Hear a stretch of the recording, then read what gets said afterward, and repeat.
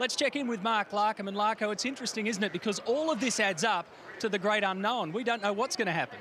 Well, it does, Matty, and I think it's important to note that amongst all of this new stuff and newness, this is a race. Fundamentally, this is what it's about. It's about competition. We're racing. So let's have a look at our track facts. It's nice to be back here at the Tech Centre. It's race 1 of 36 in our championship. 78 laps today, 250 kilometres and 250 tomorrow. Fuel cell, they've come down from 120 litres last year to 112 litres this year, and they're using just a little bit more fuel, so we'll keep an eye on that. They'll have a fuel range of around 39 to 40 laps on a full tank of fuel, which makes our critical lap number, remember, the earliest you can stop from the back of the race and make it home on a full tank of fuel, 39. So watch for that. It'll be around the 39. Now, pit stops. They've written a rule for this event. You must do 2 fuel stops. Fuel or a minimum of 2 tyres. Can't put one on, you've got to put a minimum of 2, or you can choose to do both. So strategically, how do you go about this? Okay, fairly conventional type race would be full tank of fuel. Here's our race distance, 78. Remember, note there's 39, our critical lap. You'll start off the race with a full tank of fuel. Now, remember, what you want to do is burn up more than 5 seconds worth of fuel before your first pit stop, because it takes about 5 seconds to put a set of tyres on. I think teams will go a little bit further than that to use up that new set of tyres. So let's say they go somewhere between 5 and 15, come in, put some fuel in the car, and that'll put enough to get them through to that lap 39, top it up and go home. Now, the other way to look at this, and I think this will be a clever way to do this, because there is so much unknown, I think you're much smarter now splitting your tyres over the race. By that I mean starting with a full tank of fuel, going further, somewhere maybe 24, 25, putting some fuel in, going further, topping up and going home. So really you've got 1, 2, 3 segments with 3 fresh sets of tyres. Now, why is that? You might remember last year we used to be able to adjust the roll centres. You saw in the pit stops that little winder there, you can see in picture, that adjusted the car during the course of the race.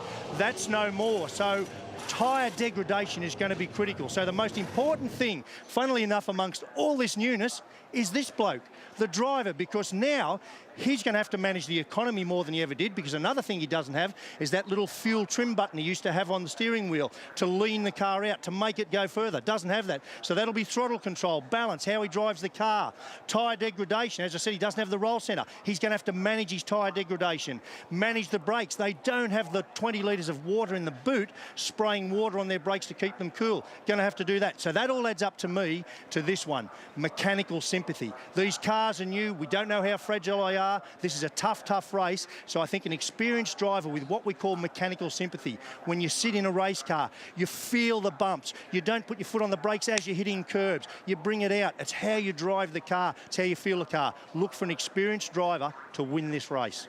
Yeah, and the interesting thing about that, Larko, is that this track, this circuit with all this concrete has no sympathy for anybody. It has one of the highest rates of DNFs across any of the races that we do. There's an average of 7 DNFs, did not finishes by the end of this race. So it's brutal on cars. So where are we? Well, we're at the first event, like Larko said, of 14 out of 2013. We're at the Adelaide Street Circuit.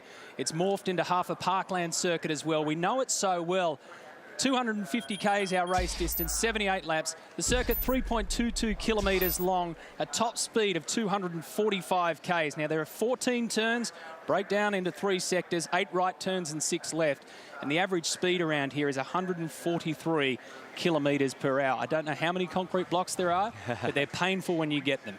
They certainly are, and they're a very, very tough circuit to approach in terms of the technical aspects.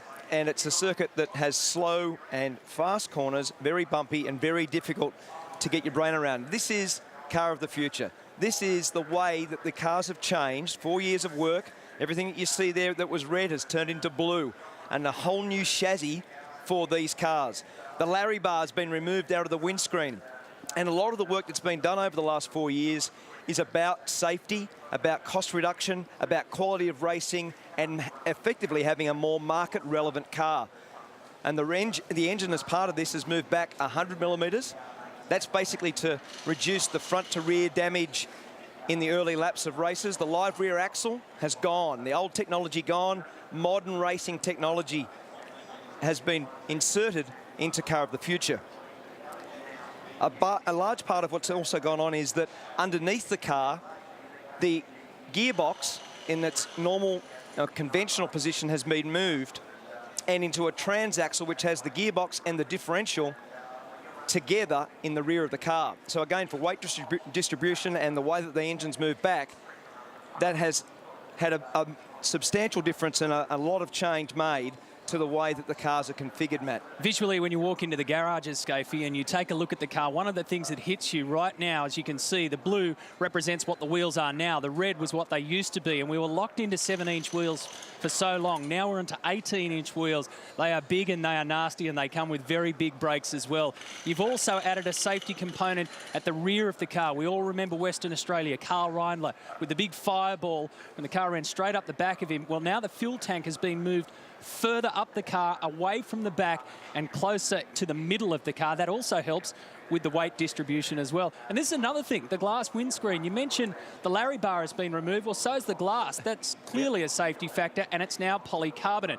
Not only that, we and the drivers get a much better view out the windscreen. Well, we certainly do, and a large part of the technology base of this is to have the latest technology in the car. So new control ECU, new wiring looms, new safety cell in terms of the way that the drivers are configured, the collapsible steering column is a feature that are on road cars that now are a big part of car of the future.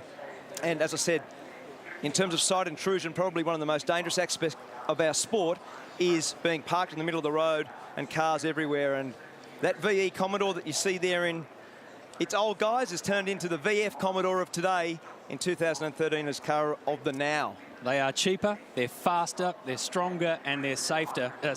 But, you know, the great result is they still just look awesome and they sound awesome.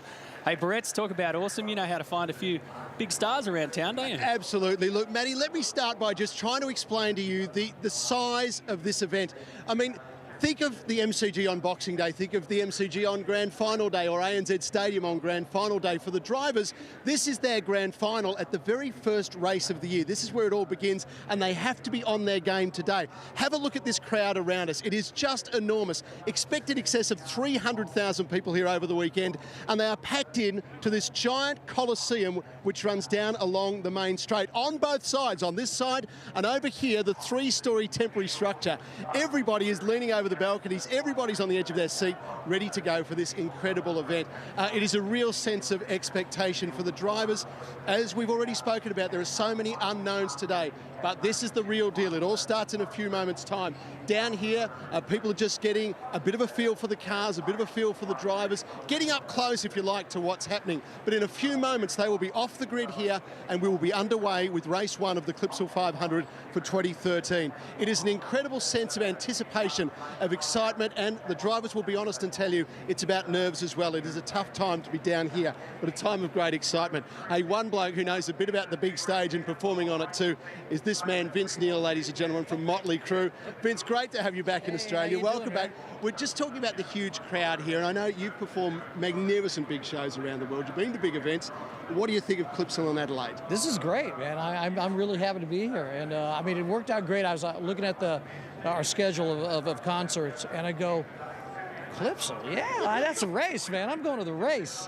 So it was really cool. So it was best of both worlds. I had my day off today, you know, and get to come back and watch a race tomorrow also, and then play a concert and have some fun, man. Hey, speaking of have some fun, big night for you guys at work tomorrow night. You've got yourself and Kiss. You've been touring together. You started touring together all those years ago, but this is going to be some show here on Sunday night. Yeah, it's a lot of fun. It's funny because you know, Kiss is known for their huge shows. Motley's known for their huge shows, and so we're putting together the shows. You know, we're like trying to outdo each other, and it's worked out great because who wins is the fans, because they get to see basically 2 headline shows in one, and you know, with Thin Lizzy opening up, and you know, it makes it a great event. You know, just like, you know, I mean, from one great event here, just walk on over, and there's another great event going on over there. It's a dream, isn't it? Yeah. Hey, Vince, enjoy the race today. It's great to have you and Motley Crue here, and have a great show tomorrow night. Right, thanks, Neil?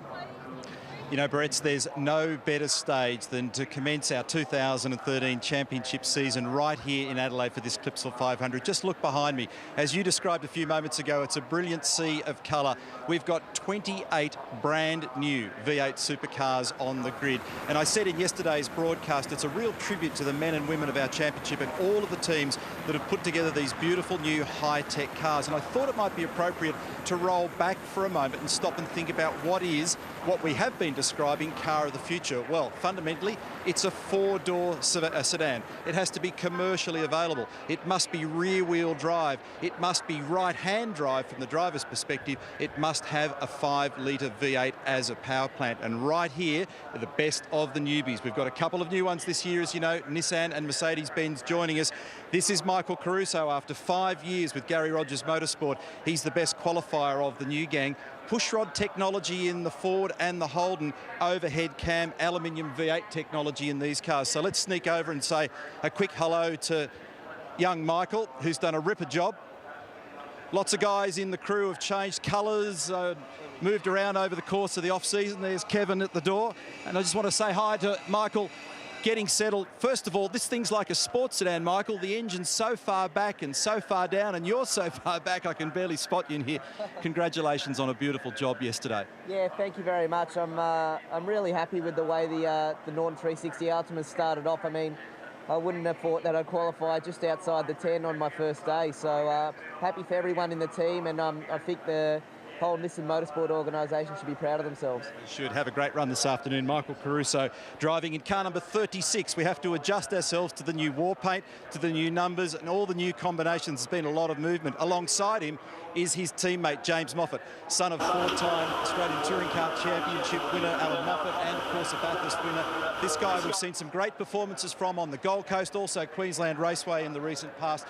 James, this is a very special moment for you, a works drive, just like your dad had. Congratulations. It's a pretty special moment for everybody involved with Nissan Motorsport to get 4 cars here, and to have, I guess, both Norton 360 cars on the same row of the grid is a great achievement, and really full credit to everybody involved to get us here. Enjoyable to drive? Yeah, look, these cars are definitely different to drive than the old car, but they are a lot of fun. Still trying to get my head around it a bit, probably like a lot of the rest of the field, but looking forward to getting stuck into what will be a tough 78 laps. Expectations? If we can get to the finish, Croppo, then that'll be a good job. I'll let you get on with it. Thanks, mate. On you, James. Great to talk to you. There's a whole lot of stuff to talk about, and it's going to take us the whole season to unravel all of the stories. One of the interesting ones over here in his 18th and final full-time championship year will be Russell Ingall's Super Cheap Auto Racing. Matty Crawford is going to be engineering him, looking after performance this year. Thank you, Matthew. You're a good man. Hey, Rusty. This is a very big moment. Brand spanking new car. You've qualified not so bad. Thoughts going into this final full-time year? Oh, man. The thoughts are, do I play it conservative or do we just go for it? Mate, it's such an unknown. You know, we don't know how reliable the cars are going to be, and mate, it's just a big guessing game. But I think this is where an old head on a young body is going to come out. Talk your stocks up. You look a tad nervous. Mate, it's one of the few times, you know, I've actually jumped in at the beginning of the year, and it's a bit, oh, here we go. Like, it's a bit like that. Really strange. I'm usually very calm, but that usually means good. Yeah. It means I want to get into it, you know. We're looking forward to the Arrivederci Russell tour. Have a great run, mate. And we'll be talking to him lots throughout the course of the new season. On the other side over here, hello, Julia. I was quite a rude person then and blazed past Russell's wife. Scotty Pye, 23 years of age. Great performance in Formula Ford and in Europe in Formula 3. He's got a V8 supercar drive. Of course, we saw him in the development series last year doing a ripper job. He's just getting clipped up there at the moment. So this is a Lucas Dumbrell Motorsport car, beautifully presented, built, engineered by 888 Race Engineering. Just before you rip that up, I'll say quick g'day to Scotty. Hey, great job, mate. Just outside the top 10. Well done. Yeah, thanks, mate. The boys at LDM have done a great job. You know, 888 obviously put out these cars, did a great job at getting them out in time, and to be sitting just outside the top 10 is a great result for the first time. You should be proud. I know you want to concentrate. Thanks for your time today, Scott. Have a good, safe run. We'll talk to you at the end. I also want to talk to another young gun over here who I think is a superstar in the making. Car number 33, Scotty McLaughlin, 19 years of age, reigning Development Series champion, New Zealand Super Touring champion. He's an apprentice fabricator. He's finishing that apprenticeship at Gary Rogers Motorsport. Now, this is a challenge for me. Good boy, thank you. Congratulations, beautiful driving yesterday. You must be looking forward to this huge moment. Yeah, it's pretty exciting for my mum, dad, my sister Sam at home. It's huge for me, you know, 19 years old. I'm having so much fun, man. I'm enjoying it. Now, what are your expectations? What's the plan? How are you going to approach this? I saw you talking to Mark Scaife earlier on today. Yeah, Scaife gave me a few tips, but I'm just going to try just take it easy, get through the first couple of laps and just get my head screwed on. And there's 78 laps to do this, so I'm looking forward to this. I'll let you get on with it. Thanks very much, Scotty. He's driving for Gary Rogers Motorsport. Gary, by the way, in his 50th year of competition, he's been an incredible partner, investor in the series over a long period of time. Incidentally, his engineer, Richard Holway, who we respect enormously in this game, reckons that this guy reminds him of the 19-year-old Craig Lowndes. Happy, smiley, positive, a real operator. Speaking of real operators, Will Davison. Pepsi Max on the car. Grant McPherson, engineer. G'day, mate. And Will is the reigning Clipsal 500 champion. Deep in concentration that I'll now ruin. Will, thoughts? Oh, Crompo, pretty damn nervous right now. It's going to be hot, and we just don't know what these cars are going to do over a distance. We really don't. Everyone's in the same boat, so every time we've sent the car out, we've had massive changes to the car, so we've made good progression, but to be honest, if you were confident now, I think you'd be arrogant, so we've just got to keep it under wraps and see how the race pans out. The cars look spectacular in the medium and high-speed corners. In particular, we've been looking over at turn 8, and they look good. The mid-corner speed looks great. Looks like they're a little bit trickier to set up for the second gear slower corners. Is that a fair comment? Yeah, you're bang on there. There's so many positives to the car.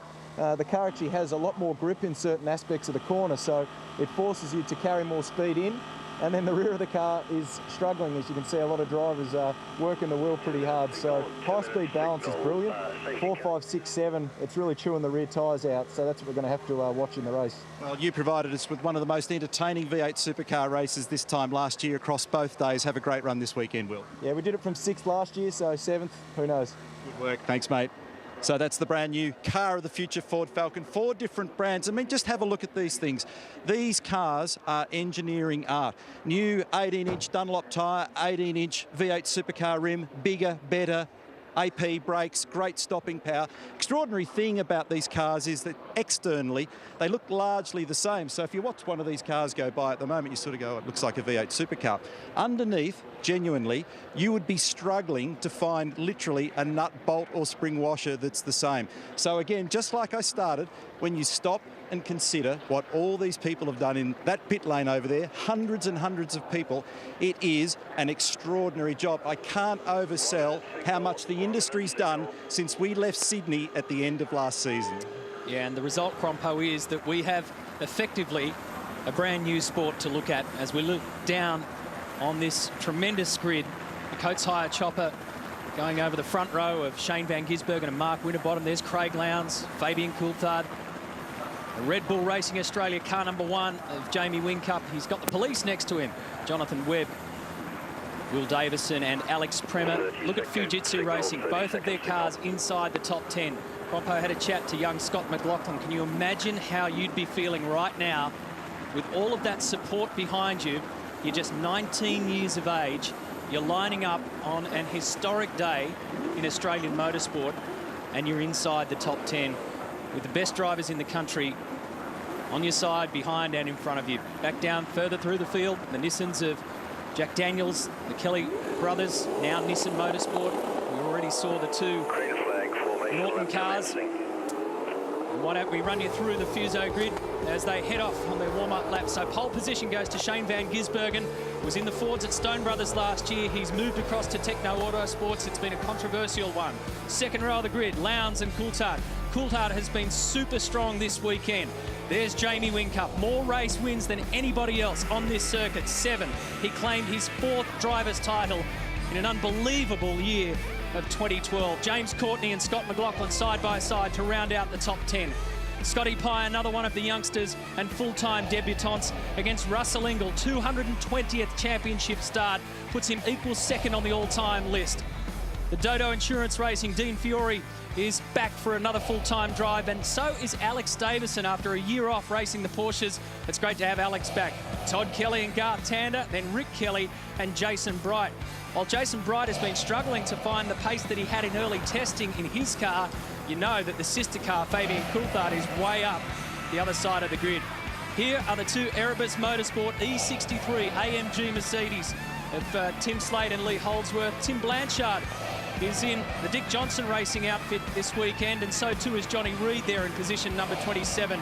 And Mauro Engel is the 3rd and final the 63 AMG, and there's a problem here at the rear of the grid for Maro. That's Betty Klemenko, the team owner, who can only just smile and have a laugh. She's got Ryan Madison, the CEO, next to her of this brand new race team. They took over Stone Brothers Racing. Maro is a highly experienced touring car driver out of Germany, and he had a fire in that car yesterday. It made a mess of the engine bay and all the wiring underneath, so it's been a busy night to get that thing cleaned up. On board with Lee Holdsworth, you'll hear the difference in the Mercedes cars, and David Reynolds is having a lot of chat back and forth. He looks as though he's got some problems there on board the Bottle O Ford. I'll try the ignition again. Nobody's got more problems at the moment than Murrow. They're still pushing him up the front straight, and in true Australian sporting style, this massive crowd is giving him a good razz. There's Russell. So this will be the last time we see him on the streets of Adelaide. He's got such a special affinity with South Australia. Will Davison, winner on the Sunday here last year. So comes into this race as the defending Clipsal champion. It first came here in 1999. It's a Hall of Fame event. More than 250,000 people come through the gates. It's as big as it gets. Yet it is the great unknown. The track's the same, all the bumps are still there, but all of the cars have changed. So we've got two cars in pit lane.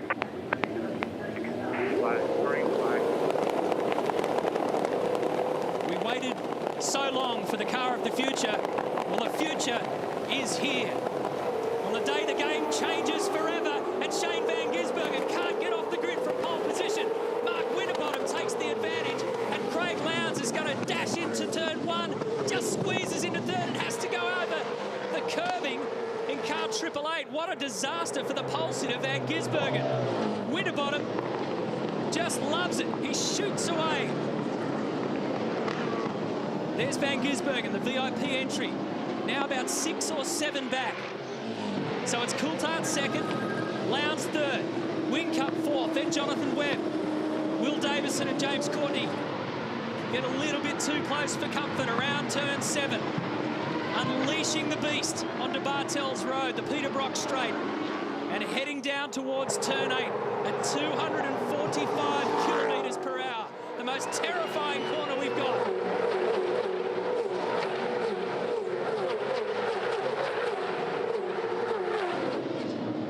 It through cleanly, and the two Nissans, the Norton Nissans, have a look on the inside at turn 9.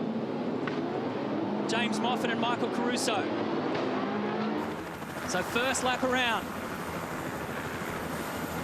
as Van Gisbergen tries to pick his way back up through the field. There's Scott Pye in the Ecole entry, and Winterbottom's got a problem. I heard him on the radio. He's talking about a third gear problem. So there's a problem with the car straight into the pits. It was an amazing jump for him. He was into the race with a margin that you dream of, and already back in pit lane. And that just opens the door for Fabian Coulthard, who's really comfortable in the Lockwood car. Inside Pepsi Max Ford Performance Racing. Big moment for Lockwood Racing and the boys at Brad Jones. They had a wonderful test day at Sydney Motorsport Park a couple of weeks ago, where their cars were first and second at the end of the day's running. And to be leading this race, given all of that blood, sweat and tears that I talked about before, is a big moment. But it's early days. Coulthard, Lowndes, Whincup. So it's Red Bull 2 and 3, then Jonathan Webb 4, Kremer, Davison, Courtney, McLaughlin, Ingle, Van Gisbergen. That's a huge drop back for the pole sitter. Neil Frosty's car is up. It's a transaxle problem. You can see the frustration in his eyes at the moment. He's waving his hands around inside the car. The crew are all over it, but boy, what a way to start the year for this incredible car. Let's go, let's go. So they've attended to the issue with Murrow Engle's car. This is the car that, if you were with us yesterday, you saw a problem up at turn 4 with an oil leak and a fire, and a lot of damage as a result of that. Look at the margin that Coulthard's got. It's It's just over a second, and we'll get an update on that as they cross the control line. Yeah, and now what they think with the Engel car is it's a fly-by-wire problem. As we know, for many years, cars, and a lot of them still do, are operated by a cable from the throttle pedal to the engine. Well, this one does it electronically, so it's probably something to do with software, or certainly an electronic issue in there. Jason Bright has a problem as well. He's come straight into pit lane, so that imbalance in the Bradley Jones Racing Crew garages continues as Mark Winterbottom heads out. There's Bright. Right, mate, you'll be clear. Yeah, Matty, he actually doesn't have a problem. This was a strategy they just told me they were going to do. They're in early. They said that gets rid of their fuel problem. They're fuel solid for the rest of the race. Well, that's good news because Jason was struggling with that car throughout qualifying. Let's ride you down here to turn 8. They get right out onto the left-hand side of the circuit. So many cars have collected that concrete. We know it's not pretty when it happens, as Will Davison has a dive on the inside of Alex Premer, and James Courtney goes with him. So Premer loses 2 spots. If he can't muscle his way back in, and he can't, he cedes the point. Yeah, Matty Frosty back out there. There was a tense moment there as Mark Winterbottom and the crew were getting the Pepsi Max car back out of the garage. Of course, the last thing they expected was Jason Bright in the garage next door to come out alongside them. So they almost backed Frosty's car straight into Jason Bright, I should say. But all good, Frosty back out on the circuit. It's an interesting point that you raised, Barrett's, because one of the things that happens at the beginning of each new season is the neighbours along pit lane have all got to learn to live with each other. And it would be fair to say that as we go to the replay of the start, get Van Gisbergen going nowhere, that there are some teams who have better relationship with others than... So if you can read between the lines, some of them don't get on well at all. When you've actually got to try and deal with all that, I'm not saying that was the issue with those two. As we look at the replay there of Van Gisbergen, absolutely stationary. How he didn't get drilled is a minor miracle. And how's the reaction time from Jamie Whincup? I thought this was a real concern when we were on the in-car cameras during the warm-up lap. We saw David Reynolds, and I wasn't sure if he had a big problem or he was just conversing with the team. It appears to be a big problem. Smoke in the car of car number 7, Todd Kelly. So we'll keep an eye on that. This was one of the great unknowns, Crompo. These guys didn't know how to turn these qualifying cars into race cars because they've never been raced before. Van Gisbergen up on the inside in car 97 past Engel. So that moves the pole sitter back up to position 8. So Fabian Coulthard doing a very good job. Fastest lap of the race on the previous lap. And has got a 1.1 second lead over Lowndes and Whincup. Mark Winterbottom back in the garage. When they put the car up, he had no trouble getting the gears. He could get gears. They thought it was fine. They sent him back out. When the car gets back down on the ground and the weight of the vehicle is on the tyres, they just can't get gears. So as soon as it's weight loaded, he can't move the gear selector at all. That's a weird one. And I'd really be interested to see what the cause of the problem is in car 55, also out of the Ford Performance Racing stable, because I might hesitate to guess that they may have a similar problem. So Van Gisbergen trying to make amends for that tardy start. He's now out of Techno Autosports with his teammate, Jonathan Webb. They're going to pit Todd Kelly this lap in the Jack Daniels Nissan Motorsport entry, so stand by for Kelly to come in. He's been talking on the radio about smoke, so they'll have a look at that. It's Fabian Coulthard who leads the way here in the streets of Adelaide. This season is now officially on.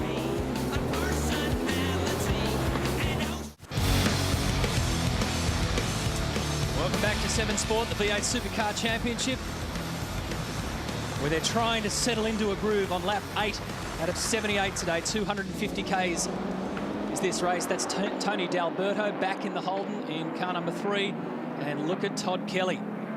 Jack Daniels Nissan forced into the garage. He has now come back out though, and it looks as though there's still smoke coming out of that thing. There is too. So some big issues, these mechanical issues that we were talking about that are always going to flare up under race conditions with all of these new cars and new makes. You never knew how it was going to play out. Well, you throw them into the most brutal circuit you can find, street circuit. So too for car 17 out of Dick Johnson Racing. Tim Blanchard has a problem as well. Larko, this is what we're expecting. Like you said, mechanical sympathy, there is none. Yeah. Sorry, Matty. I was actually just talking to Rob Crawford down here at Kelly Racing. Yeah, it's an oil surge problem. So it's not a serious matter. It's spilled out a lot of oil. I don't think they'll have a drama for the rest of the race in that regard. So not too much of a concern. And Todd actually jumped on the radio to the boys, and it was quite smart. He was urging them to get him out, even though they may not have got on top of the problem entirely, because he didn't want to go a lap down. I think he ultimately has anyway. Well, this is the reason why you can see that damage in the corner of Tim Blanchard's Advam Dick Johnson racing car. I had a good chat to Tim just prior to the race, and he's really looking forward to settling in. Says there's a long way to go with sorting the car, but really enjoying driving it. All the drivers are talking about the stability of the medium and high-speed corners. This is David Reynolds. He's been in and out of the pits. It's a tough day, and I'm just with Mark Winterbottom, and we just see Frosty, new gearbox for your car, going through at the moment. But you do so much work in the pre-season to get ready, and then race one ends like this is tough. It is. Yeah, I don't know. At least I led my first lap, I guess. That's the only positive. But controlled bits in the category, you know, the guys have done a good job, but things are going to fail. And I thought I'd get further than one lap, to be honest. But yeah, disappointed. But they'll fix it, and we'll go out and go again. But yeah, pretty frustrating, really. It was tricky too, wasn't it? Because when you were in the air in the garage, it was fine. You could get gears. Once it went down, there was a problem. Yeah, I can get first and second gear, but when I try and pull third gear, it rips the gear stick out of my hand and keeps popping it back into second. So it would have been a long day running around in first and second gear. But yeah, they're going to fix it. We'll try and get out for the end of this and get a read on the car, I guess, and use our pace. You know, good launch. I think we had a very good car, and we're a few points down already. But yeah, at least my boy's having a good day at home. It's his birthday. I saw him smiling before, so it's not all bad. Good stuff. See you soon, Frosty. Thanks. Yeah, young Oliver turned 2 today. He's got a new baby brother, Austin. And Frosty just can't take a trick around here. He's yet to have pole position. He's come close so many times. He's finished second in the races here twice and third twice as well, but yet to win a race. And that's his first DNF on the Adelaide Street Circuit since 2008 on the Sunday. So they will rebuild and come back tomorrow. Yeah, he was involved in that big shunt. There was a whole pile of cars involved in that. One of the other interesting things that we'll be looking for over the course of the weekend, as we look at Lee Holdsworth down the inside here of Michael Caruso at the Battle of the Newies, is just what the impact or the effect may be of the shallower tyre wall. It's about 12 mil difference in total height compared to last year's tyre. Because remember, the tyre is in many respects part of the suspension of the car. So we'll be watching to see whether or not there's an impact on the rim. It's clearly changed the ride behaviour of the car. Around this place in particular, when you pound over the curbs so much, it's something you've got to be very cautious and careful of. So with the 18-inch wheel, the bag, the sidewall of the tyre has been compressed. And what Neil's saying is that the ride, as a consequence, is stiffened. And over those sorts of curbs and up on these bumps, up Wakefield Street, you see in the braking area these bumps, it does make a marked difference. The guys are complaining about this corner here more than any other corner on the track, because of the way the cars ride the bumps and how skitterish. We saw the guys in qualifying yesterday have real drama stopping the car for turn 4. So this little battle group we're checking out, we're riding currently with Lee Holdsworth, position 18. In the Mercedes, looking back to a Nissan of Michael Caruso, David Wall. Wilson security entry tucked in behind them. Then it's Tim Slade, goes in search of fresh air. The Heavy Haulage Australia E63. Behind him is Johnny Reid. So new makes, new drivers, the lot. James Moffat was saying this morning that he thinks with the Nissan that if he didn't own the car, that he could almost get through turn 8 with just a lift off and not brake. So the stability at high speed is very, very good. He just thinks he'd probably crash it doing it. So Will Davison, position 4. He is now officially leading the Ford Performance Racing charge, because we know Mark Winterbottom is done and dusted. David Reynolds is down in position 27. The other car out of that stable, running now under Charlie Schwerkolm, is Alex Davison, who's returned his mid-pack in 14th. This is a great shot, just looking at Will working hard here. And the pedal box in the car, one of the control items, been built by 888 Race Engineering. They won the contract to supply the category. The actual pedal pads are free. You can move them around to your own driver preference. But what this does illustrate is just how busy the boys are on this racetrack. So this is turn 9. He's getting a little bit closer to the back of Jamie Whincup. So Will's 4th at the moment. Actually, a fair bit of damage on the front left corner of Jamie's car, including missing the front left headlight there. Neil, sorry to jump in, mate. Just a really good opportunity to have a quick look at one of these new gearboxes about to go in, or transaxles. So gearbox here, differential there. That used to be separated by about 4 foot of tail shaft. Now it's together. So all your rear suspension, which we'll show you later, independent, sits out here. Lovely unit, really, really nice. Just quickly, we talked a lot about mechanical sympathy. I'm hoping you blokes upstairs, the commentary team, I know you'll give this bloke some mechanical sympathy, because when I look under the bonnets of these cars, I tell you, everything's not where you think it is. Yeah, we'll cut you some slack, Larko. Yeah, so don't dive through the driver's door and go hunting for the gearbox there. Wrong end. We'll cut him some slack for about 5 more laps. Yeah, not much more than that. But it's a really good point, because there's just so many things underneath the skin that have changed. So your Coates Hire leaderboard, Fabian Coulthard leading the way. It's a 1-2-3 for Holden at the moment. Will Davison is flying the blue flag on lap 13 out of 78 at the Clipsal 500. Stick around on 7 Sport. One of the 4 Nissans in the field is in pit lane. This is Michael Caruso, the Norton entry, car 36. 64 laps remaining on this long, hard day. Fabian Coulthard, the Lockwood Commodore, leads the race by just under a second. And this is 19-year-old Scott McLaughlin. Oh, that's in front of him. That is Russell Ingall. Has collected the wall. So while we're in the break, I did hear, boys, Scotty McLaughlin say, old mate's hit the wall, but he's still going. It's all good. Also intercepted a radio message that Jonathan Webb might have given the wall a rub as well. We'll watch that. He's got some drama going. You can see that flurry of activity there for Ingall, looking down at sway bars and brake bias, and he's trying to get into pits. This is Whincup in pit lane. Have a look at that left front guard for you as well. Nice steady in the box, brake and clutch. Whoa. Okay, we're good. That's okay, we're good. We're taking our time. Leave. Okay, leave the car, Huey. Rears are done. Waiting on the fuel. Good to go.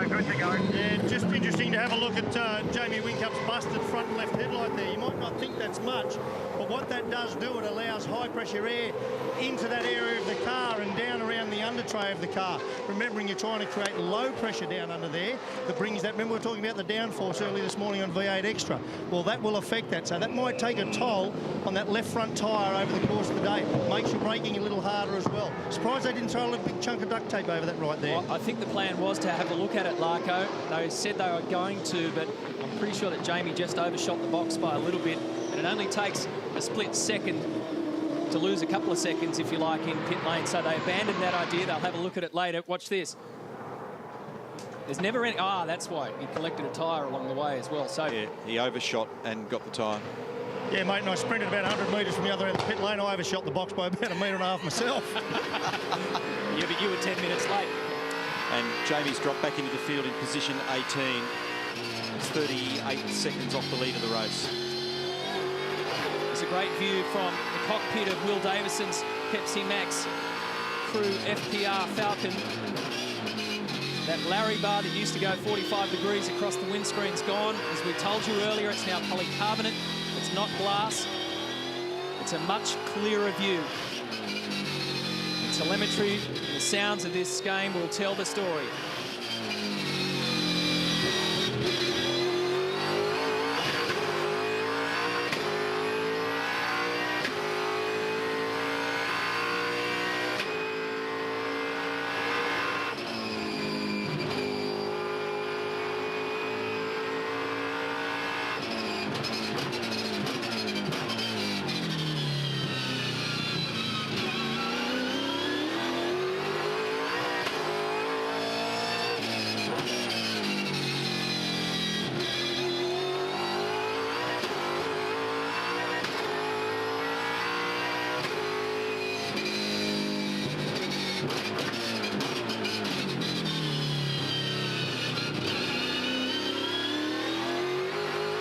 Great job, mate. Have a think about your bars and bias.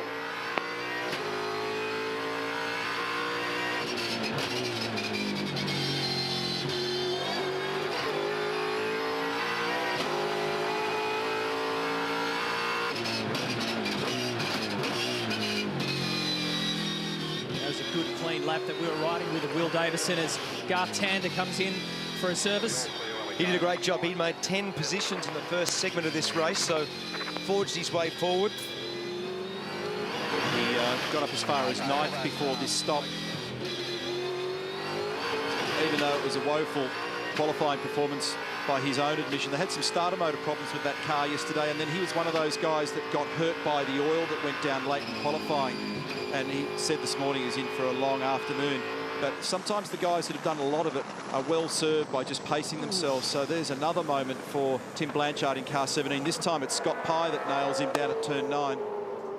Interestingly enough, after yesterday, Tim Blanchard in the Advan Falcon said the most important part of this weekend is staying out of trouble.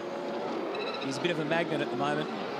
Yeah, well, that was a bit of an each-way bet, because he probably should have seen Scott Pye, although Scott did give him a hit and he hit him reasonably late. You can see the amount of smoke now.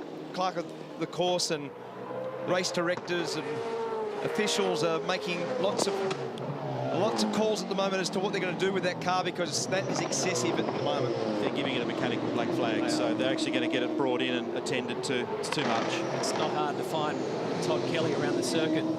Right now he's sending out smoke signals everywhere, and that guttural sound of the Nissan. You know it's coming. So here's Scott McLaughlin in car 33. You remember last year Alex Premer was in 33 at the Fujitsu GRM stable. Well, Scott used to have that number when he was a kid in karts, so Gary Rogers has let him have the number again, and he heads back out. By the way, just before we get to you, Larko, I can report to you that Craig Lowndes is closing in on Fabian Coulthard at the top of the tree. There's just half a second between them. Yeah, Matty, I was just going to reflect on some of the strategy options as we try to demonstrate at the head of the show. So we're seeing about what half a dozen or so cars come through on that earlier strategy. Teams like to get their stops out of the way early, but the bulk of the field seem to be prepared to stay out there and split those tyre runs that we spoke of. And I think one of the clever things to do here, because we talk about how much they don't know about the handling of their cars, is to actually get a read on how far your car will go on a set of tyres. So it's quite a good play. Car 9 in the garage, car 7 now in the garage. We're shown the mechanical black flag.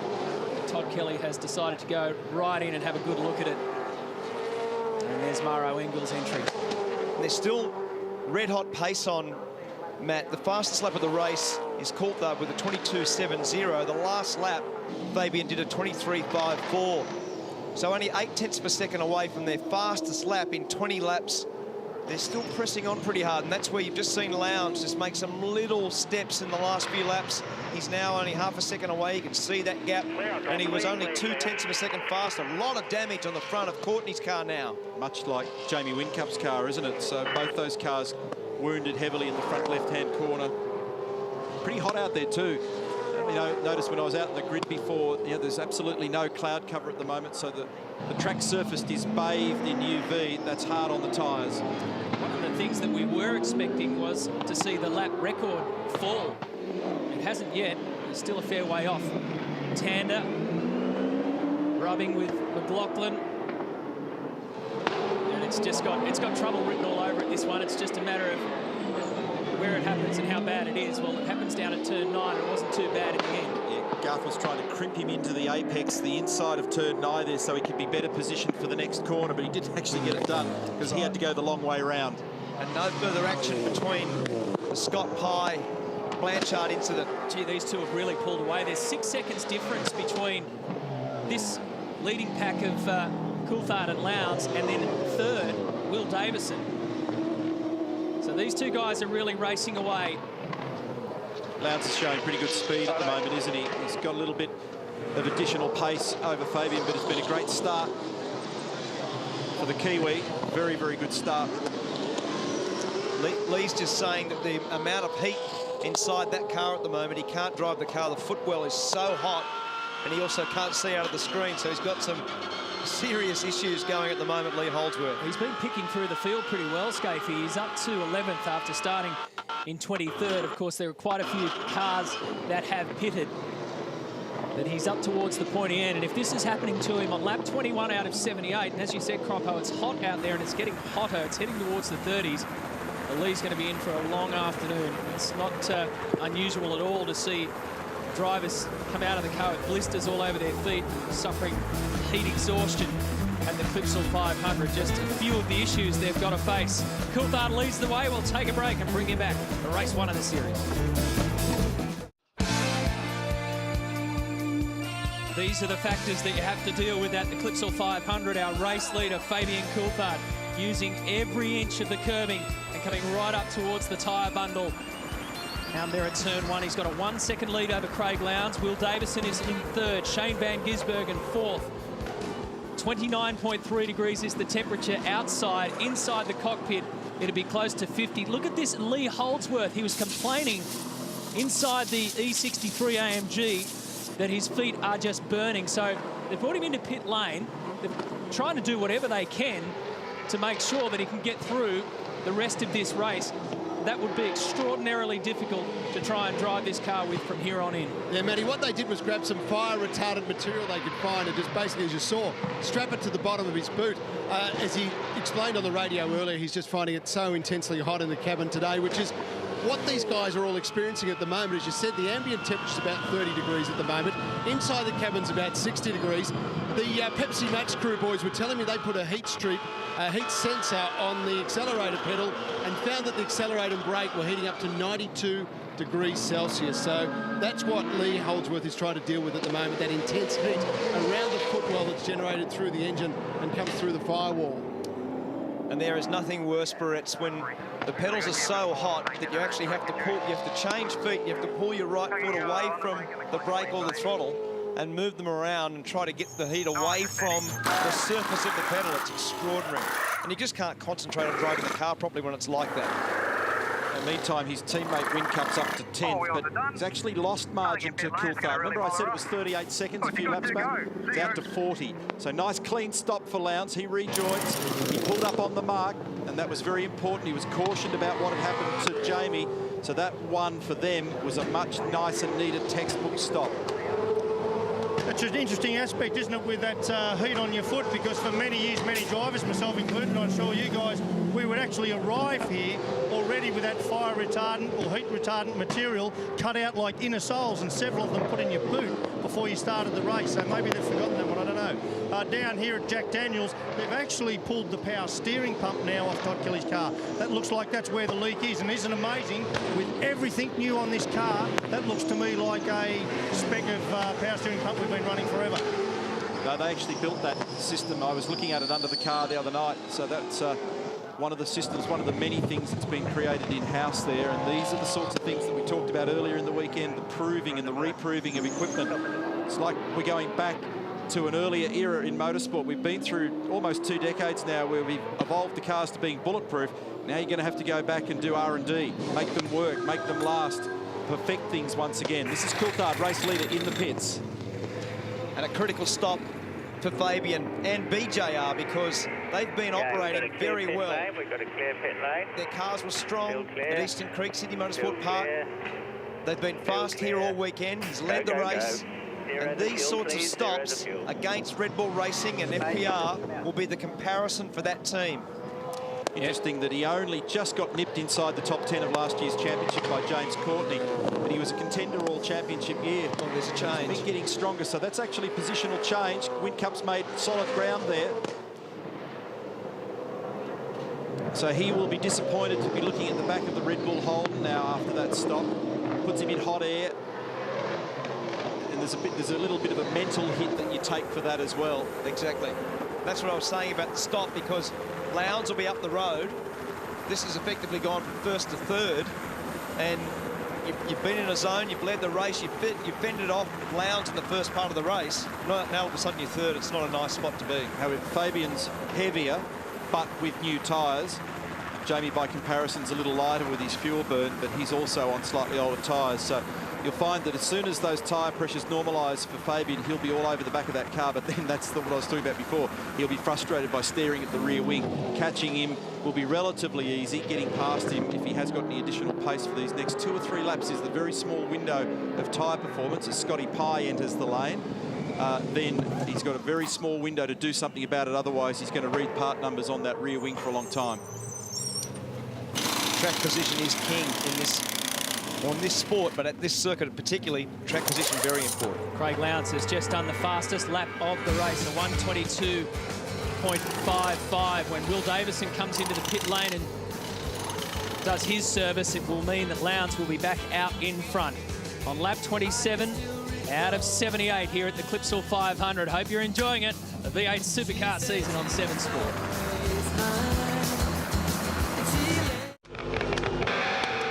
The 15th year of the Clipsal 500. The 28th race that we've had on these street circuits. They're relaxing in pit lane at the moment. Warcamp's getting a workout when they come through turn 8.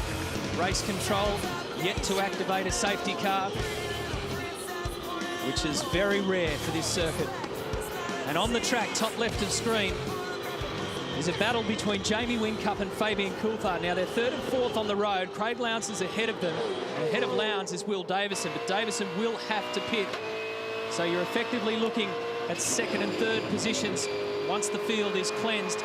And these guys are having a real battle. Looking out the rear of the Red Bull Racing Commodore of Whincup, down to turn 9. Coulthard has a little look on the inside. He's been close enough to have a dive, but he's just trying to pick his time. So he's got good pace on these tyres, which is what I alluded to before the break. So even though his car's a bit heavier, tyre grip's the thing that gives you the time yield in this business. So there's a very small window here where the tyres are effectively green or new, where it's got terrific mid-corner pace, great brake stability, and importantly, very good traction. And the traction gets him off the corner quicker, and that extrapolates all the way down the straight. It's like a free kick that you get, but you don't have it for very long before it eventually turns into wheel spin, and then it doesn't translate. If he doesn't do this soon, what you're saying is that he'll be hooked there forever, and that's exactly right. It's got to be done very, very shortly. A lot of damage on the left-hand front there of Fiore's car and the left-hand rear. Looks like he's had a spin. Might have gone into the tyres around the back in the 90-degree section.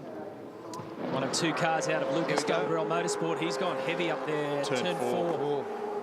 So this is the area where the cars have been at their least stable. Through the end of Wakefield Street, they're having trouble pulling him up on the bumps, and he's got it right out of shape up there. He's come out of the groove where there's no grip. Greg Murphy's in the Holden Racing Team bunker.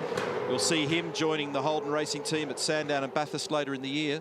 So, yeah, so Dean's just ended up wide of the line. The car's literally bounced and ended up in the wall. Look at this, Coulthard again threatening at turn 11. One of the psychological games at play here too is trying to make sure, I guess, if you're the rest of the field, that Jamie Whincup doesn't get into that groove that he had going last year. Remember, he's in the same boat as everybody else now. He's in a new car that's different surrounds. They don't want to let him get comfortable, so it'll be vital for Coulthard to make a statement, a personal statement. 100%, Matt. That's the point. It's the gamesmanship. It's professional race drivers with a clean slate to start this season, and Fabian's got to have a dive down the inside. It'll make a massive difference to the team's momentum and rhythm in this sport if you can go on past the series winner from last year. So the only guy that in contention at the moment that hasn't stopped is the race leader, Will Davison. So they're running an opposing strategy to the guys that we're looking at here. They're going to run that car right out. But once he takes on the fuel and the order's corrected, he drops back in. He'll be about 5th or thereabouts, which will leave Craig Lowndes as the leader. So as you can see now, we're seeing an equalisation of performance between these cars. Really, I think because of the bumps at turn 4 and the way the cars are riding, I think down here's the only really solid spot for Fabian into turn 9. And it's going to be very difficult from where he is now. You can see he makes some ground, but it's not enough. He's got to get right up alongside that car and well and truly halfway past it in order to be able to affect that move. Shane Van Gisbergen is the next car behind them, and he's punching out good sector times to try and join that battle at the front. So the pole sitter is currently in 5th after missing the start completely. If you've just joined us, Murrow Engel has had a lot of mechanical trouble since the start. He's down in 26th for Erebus Motorsport. Todd Kelly and Mark Winterbottom, both mechanical failures. They're out of this race.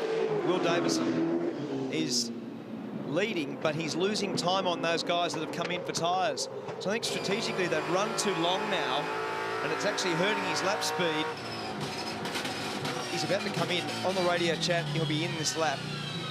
Yeah, so I think it's more about managing the tyres over the distance of this race now, the way the cars are behaving, versus playing with where you drop your stops for fuel. I don't think it's so much of a fuel race. So around turn 13, he'll hug the right-hand side of the circuit. There's the entry to pit lane. He's 33-odd seconds up the road, by the way, from that battle pack that we were focused on before of Whincup and Coulthard. Got you there, Wilbur. Yeah, nice to see it. Nice straight run in. Look, Tim is going to be looking over your shoulder. Yep. And we know we've got to sort out your mirrors as well. We'll tweak your mirrors. Tim's going to be standing here in the corner. 21 seconds for the transit time, and about 28 seconds to fill the car. Yeah, I think that's it. So the cumulative loss will put him roughly 10th when he comes back out, based on the gap that he had after this first stop. This will be cleansed into basically the whole field having done a single stop. So Lowndes, Whincup, Coulthard, Van Gisbergen, Webb, Prema, they've all gone past. And now Will comes out of pit lane. He's got Dean Fiore ahead of him. And a whole stack of cars coming up the straight, including the Holden Racing Team entry of Garth Tander and Jason Bright. That's exactly where he slots in between those. So there's James Courtney. There is Scott McLaughlin. Tander goes up on the inside of Dean Fiore. Will goes up on the inside of Jason Bright. The field has been cleansed. It's game on. Craig Lowndes and Jamie Whincup lead the way from Fabian Coulthard. So we've done 34 out of 78 laps. Craig Lowndes leads this race. This angry pack of Whincup and Coulthard continue their fight as they go around Johnny Reid, who has joined Dick Johnson Racing with Wilson Security backing. Shane Van Gisbergen started on pole. He's in 4th position. That's the bright yellow Techno Autosports VIP Pet Foods entry, car 97. Lowndes, of course, won the first race held here back in 1999. He's won 4 races overall, but his last race win on the streets of Adelaide was back in 2006. He was behind the wheel of a Ford Falcon BA back then. And right now, he's got a 13.8 second lead over his teammate. Incidentally, they're going to bring Lee Holdsworth back in and fatten up that pad on his foot because he's still having trouble with that temperature in the cabin at the moment. Murrow Engel, car 9, SP Tools, just coasting through turn 8, and it's off song massively, so it's not running on all 8 cylinders there at the moment. Hear it in the background. Is it a long association? Is it the same problem? Yes, not accepting acceleration. With Mercedes-Benz, Maro Engel. He's been an ambassador for AMG for quite a while, raced in the DTM series in Germany. He lives in Monaco, currently residing on the streets of the Gold Coast, and of course German-born. Stay with Davey here, but the fastest lap of the race, Craig Lowndes, just then 1 minute 22.5. Great job. Let's ride with David Reynolds in the Botlow FPR Ford into turn 1.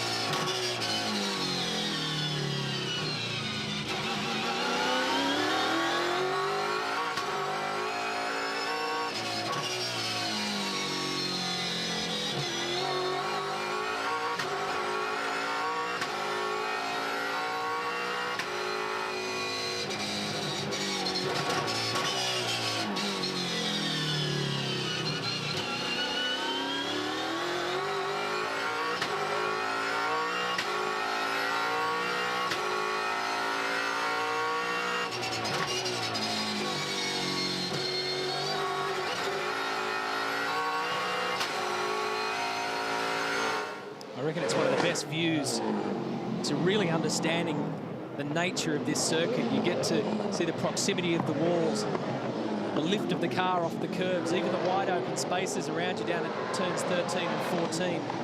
Really good view of this street circuit, the bumps and bruises that it brings from ground level. Hey, Matty, I knew I'd get an opportunity to show you this great new transaxle gearbox. Here's one opened up for us.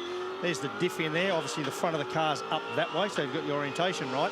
But talking to Mark Winterbottom's guys down there, what they think is wrong with his car. In here's your set of 6 gears, and there's these dog rings and these dogs. I don't know if you can see those little square boxes, if you like. And when I use a shifter, you can see all of those moving back and forward, selecting different gears.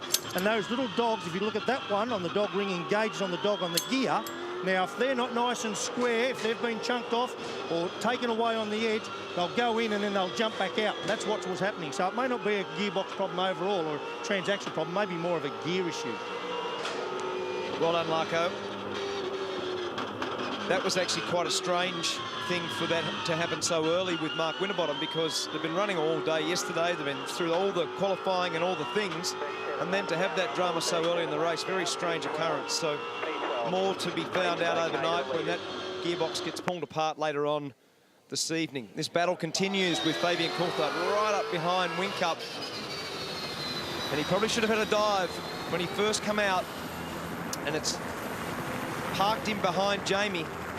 Jamie's speed is nowhere near the Craig Lowndes speed. Lowndes currently has a 15-second gap over his teammate. He's doing a really good job driving it as well as we've seen him drive the car. These drivers are being stingy too this year. Nobody's donated a side mirror down at turn 8 yet. I guess it's only early days, lap 38 out of 78. Welcome back to the Clipsal 500. The first race of the season. We'll take you through the highlights at this stage. And this was the very poor start by pole sitter Shane van Gisbergen. The VIP Pet Foods car stuck on the grid. And they all went arrowing past him. He was standing still. So Mark Winterbottom led the race for the first lap. But at the end of the first lap, had to come straight into pit lane. Mechanical problem, couldn't select third gear. That would eventually force him out. It didn't take long for the issues to start flaring up, quite literally, for the Nissan Altima of Todd Kelly. Smoke coming out of the back of that car. They sent it in, sent it back out. It would end up back in again and out of the race. So we've had one Ford out, one Nissan out. Tim Blanchard for DJR hit the wall. Russell Ingall, the super cheap auto. Walkinshaw Commodore hit the wall. Garth Tander and Scott McLaughlin, the youngster at Fujitsu Racing, they got a little bit too close for comfort. Lee Holdsworth suffering so badly in this heat, they've had to tape up his foot, or actually his race boot, with fire retardant material. Spray it, do whatever they can, but he's burning up. Dean Fiore, the Dodo insurance car, also hit the wall. So there have been 3 cars taken out of this race. Maro Engel out of Erebus Motorsport, Todd Kelly Nissan Motorsport, and Mark Winterbottom at Ford Performance Racing out. We started with 28, we've got 25 on there, and 20 of those are on the lead lap. Craig Lowndes, meanwhile, is having the time of his life. 16 seconds is his lead in this race over his Red Bull Racing teammate of Jamie Whincup, who continues to hold off Fabian Coulthard. If he keeps up this work rate, he's on 89 career race wins, grabs another one, 90, starts to rattle the numbers of old mate standing next to us here at the moment, Matty. Yeah, the all-time winning record in the Australian Touring Car Championship belongs to Mark Skaife. Bridie can't get it in there. It's quite often an issue here at Adelaide. I saw Maro Engel try to do it throughout some of the practice sessions yesterday. He just missed it completely. You've got a clear pit lane here. Stop on the mark. So just further to that, for those who like their history books, yeah, Mark Skaife 90 race wins. Craig Lowndes currently on 89.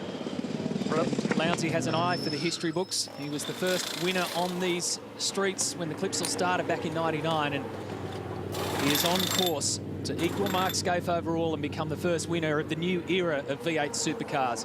But still 37 laps to go. That was very costly for Jason Bright. Well, Todd Kelly's day undone by a hose on the power steering. Todd, I mean, that could happen anywhere, anytime, but he must be pretty proud of the way these cars have come up. Everyone's talking about how good the Nissans look and how good they sound. Yeah, I tell you what, it's a shame, but unfortunately, when everything's brand new, you don't find these things out until you actually get out there and have the problems arise. But unfortunately, one of the Norton cars just went past, and it looked like there's a bit of smoke coming out the back of that one as well, Caruso's car. So hopefully we can get at least 2 or 3 Nissans over the line today, and hopefully we can fix this for tomorrow. Todd, has it been a big adjustment as a driver? Is it a much different car to what you were driving last year? Yeah, it is. It takes a bit of getting used to, and more importantly, when everything's so new, it takes a bit to learn how to set the car up. So the old menu of things that you have to try for certain problems is almost non-existent now. We have to start from scratch, but the guys have really seemed to get a good handle on that, and the cars are pretty fast. We look forward to seeing you have a great day tomorrow, Todd. All the best. Thanks. Reliability is going to be the key factor for everybody. But more importantly, these teams that have had to start from scratch and do it quickly. You think about Erebus Motorsport, they've managed to piece together 3 brand new Mercedes in 3.5 months. I mean, it's just such a super quick turnaround. Just further to what Todd was discussing there a moment ago, just where they lie in the field. His teammates, his brother Rick is in car number 15, Jack Daniels Racing, Nissan Motorsport, 12th at the moment. Not a bad performance. Car number 360, James Moffat. In the Norton entry, he's 15th, and his teammate, Michael Caruso, is 16th. Remember, Michael was the best qualifier of the group, so it's a good solid run from those guys so far. They're just outside the top 10. We watch this battle between Will Davison and Scotty McLaughlin. These fellas are battling, and that was a pass for position for 8th and 9th at the moment.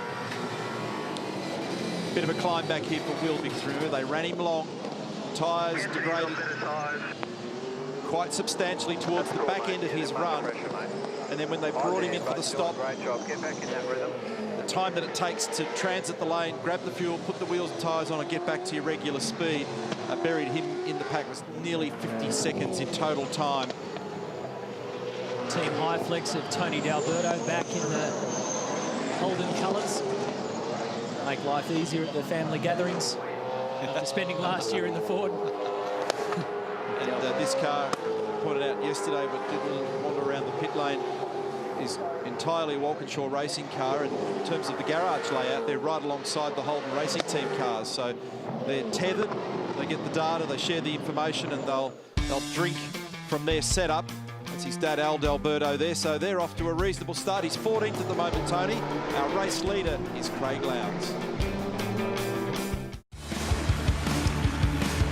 This is Jamie Whincup deciding to come into pit lane. Red Bull Racing Australia have played his card now early, and he will go all the way to the finish. Just before this happened, Fabian Coulthard, who, as you know, has been trailing Whincup, trying to get around him, actually did get around him. So Whincup comes in. They put new tyres on, fill him up to go to the end of the race. And this is the move that the Lockwood Commodore got past. So Whincup just running a little bit wide on the entry to turn 14 onto the main straight. And that's where Coulthard put the power down and got by. Craig Lowndes leads the race by 19 seconds. Jason Bright has just done the fastest lap of the race. He's 18th. He's just posted a 122.54. Now they're reacting, they're covering to make sure that they don't get jumped by a new tired Jamie Whincup mobile. So they're making sure that they're going to fight on equal terms here. That'll be a quick reaction there. And when Whincup came in, they also fixed that front left that they didn't get to last time, so they've got race tape on there. Very uncharacteristic, Neil, to see that mistake for Whincup.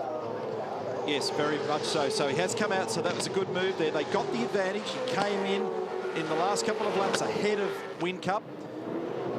Whincup peeled off. At Brad Jones Racing, Phil Keed, engineer, and his group, they've instantly reacted and gone, let's cover, get new tyres on, and it's worked out. So they hold their position. There's a bit of race tape now on the front left-hand corner of Whincup's car, just to cope with the scarring and the issue that Mark Larkham raised a little bit earlier, the effect that that has on the aero behaviour. You would have seen there on your Coates Hire leaderboard that the leading car of the new makes is Rick Kelly, leading Nissan. He's in 8th. Terrific job by Scott McLaughlin, who continues to sit inside the top 6. It will now become top 5 because Shane Van Gisbergen is going to do his second stop. Jason Bright just knocked out the quickest lap of the race, down in 18th, 122.54. A little bit slower than the pace this time last year. Entirely different motor car, though. McLaughlin follows. Tander follows too. Make sure on the brake when you fuck a gear, mate. Make sure on the brake when you fuck a gear. Been a pretty good rescue drop from the 23-year-old Kiwi who missed the start. He just had to put his head down. He's done so. He's going to jump Whincup. Whincup, correct. So that is effectively third position. So the field will get jumbled a little bit on the leaderboard because there are those who will take their second stop at different times. So on the leaderboard, it's Craig Lowndes, then Alex Prema, Will Davison, James Courtney, Rick Kelly, Alex Davison, and then Fabian Coulthard. So Coulthard is effectively at second, and Gisbergen is a net third, and Whincup likewise in fourth. We've been saying about the Brad Jones racing cars and the speed that we've seen from Coulthard and Bright at the start of this season, but also Gary Rogers' team. Alex Prema currently second. As Neil said before, it was young Scott McLaughlin in the top 6. So it's a very, very good performance for these guys to roll straight out of the box and be right up there. You don't often see that man making a mistake. Holdsworth back in. They're going to do something to his boot, the right boot that we saw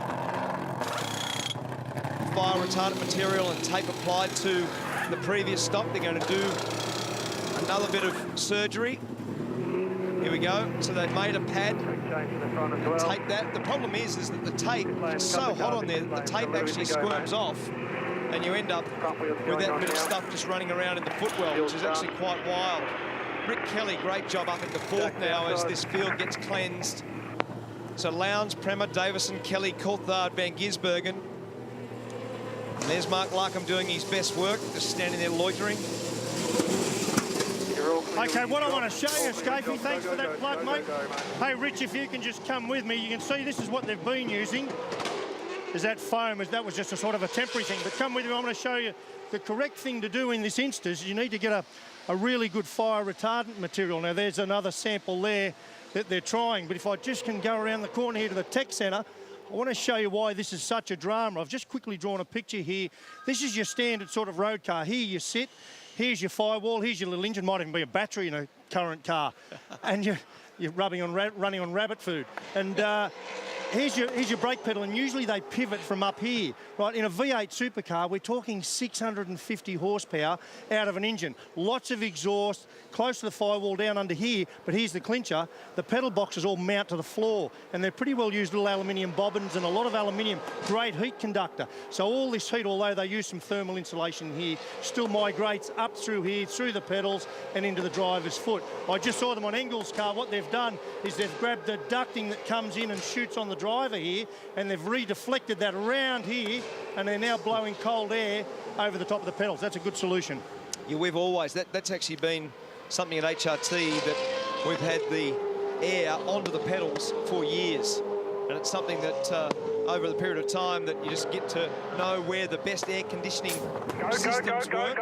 And the pedals, as you just pointed out, Larko, in the new car, with the engine moved back, one of the things that's happened with the engine moving back 100 mil, it's actually closer to the driver in that way. So it's made the heat condition worse.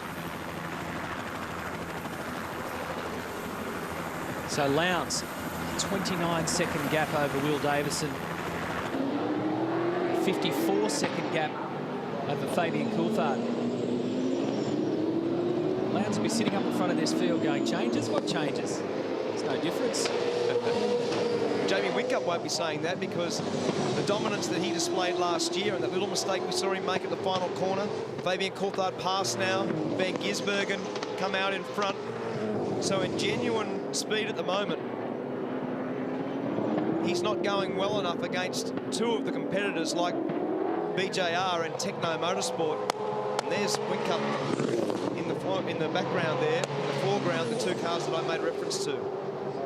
Yeah, that's interesting too, Scapey, is that Whincup hasn't been able to climb back on the rear of Van Gisbergen, probably because Shane has just done the fastest lap of the race. 122.36 is the new benchmark. And he's got a bit of traffic in front of him, so he's got ultimate speed at this stage of the race in car 97. I've got the car. He could give a bit of cheat in the closing stages because his speed, obviously, through practice and for qualifying was very, very good. terrible start. He's worked his way back up to the pointy end again, and he's really got to do something about Coulthard and again, we haven't seen a safety car yet. Normally, I think there's only 2 races ever that haven't had a safety car. Well, you want to bet on it. The incidence of a safety car here, the probability is incredibly high. We had a shot up there at Red Bull Racing Australia a moment ago, as they've got to prepare now for the second stop for Craig Lowndes. Deal with how that's going to play. He's racing Fabian Coulthard. He's got a margin at the moment, but you've still got to be very careful. It's a 92% chance of having a safety car in these races. You remember, though, the last race that we had here in 2012 on the Sunday, we didn't have one, so we've never had 2 races in a row where there hasn't been a safety car. We're not trying to jinx it. It's just an extraordinary figure. So even though Will Davison's second in the queue at the moment, you'll see that on the leaderboard tape, he's still to make his second stop. So Lowndes and Davison 1 stop apiece. There he is making his second stop. So right on cue, Craig comes in now. We've got you for 4 spankers again and a drink of juice. We're watching his margin. Can I get you on the brake and the clutch, please, mate? Brake and clutch for us. Nice and steady in To Fabian Coulthard. So Will take the lead here in car 6, but he's effectively not racing him. It's Fabian Coulthard that is racing. And the stop time, it won't be a complete full fill here.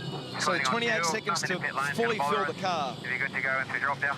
So he's going to pop out in front of Fabian Coulthard. Headlight, go, man. Good to go, good to go. We'll give you that lap time, or that time difference, and there's Davison at the same time coming in. Hit him hard. Go, that's it. That's 17 or 18 seconds of fuel for Lowndes in that stop.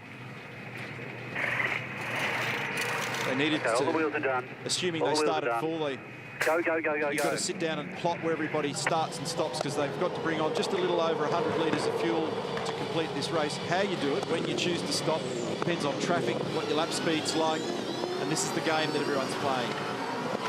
So that's now 2 stops for both Lowndes and Will Davison. And that puts them on equal footing with everybody else as they now drop back in and see where they feed into the order. And Will comes in behind Jonathan Webb, the Techno Autosports car. So Lowndes at the front of the field by 17.8 seconds as he goes in search of his 5th race win on this Adelaide street circuit.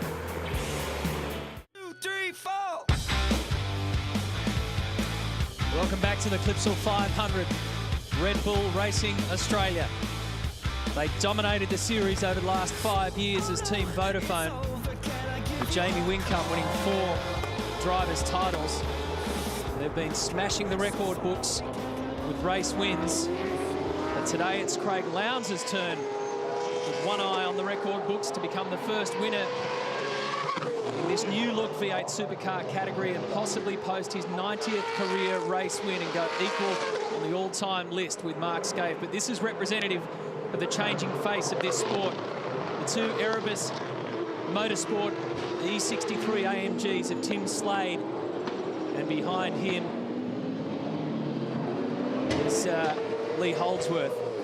Marco? Well, Alexander Premer and Scotty McLaughlin both in the top 10, apart from the fact that you possibly are the coolest customer in pit lane, Gary.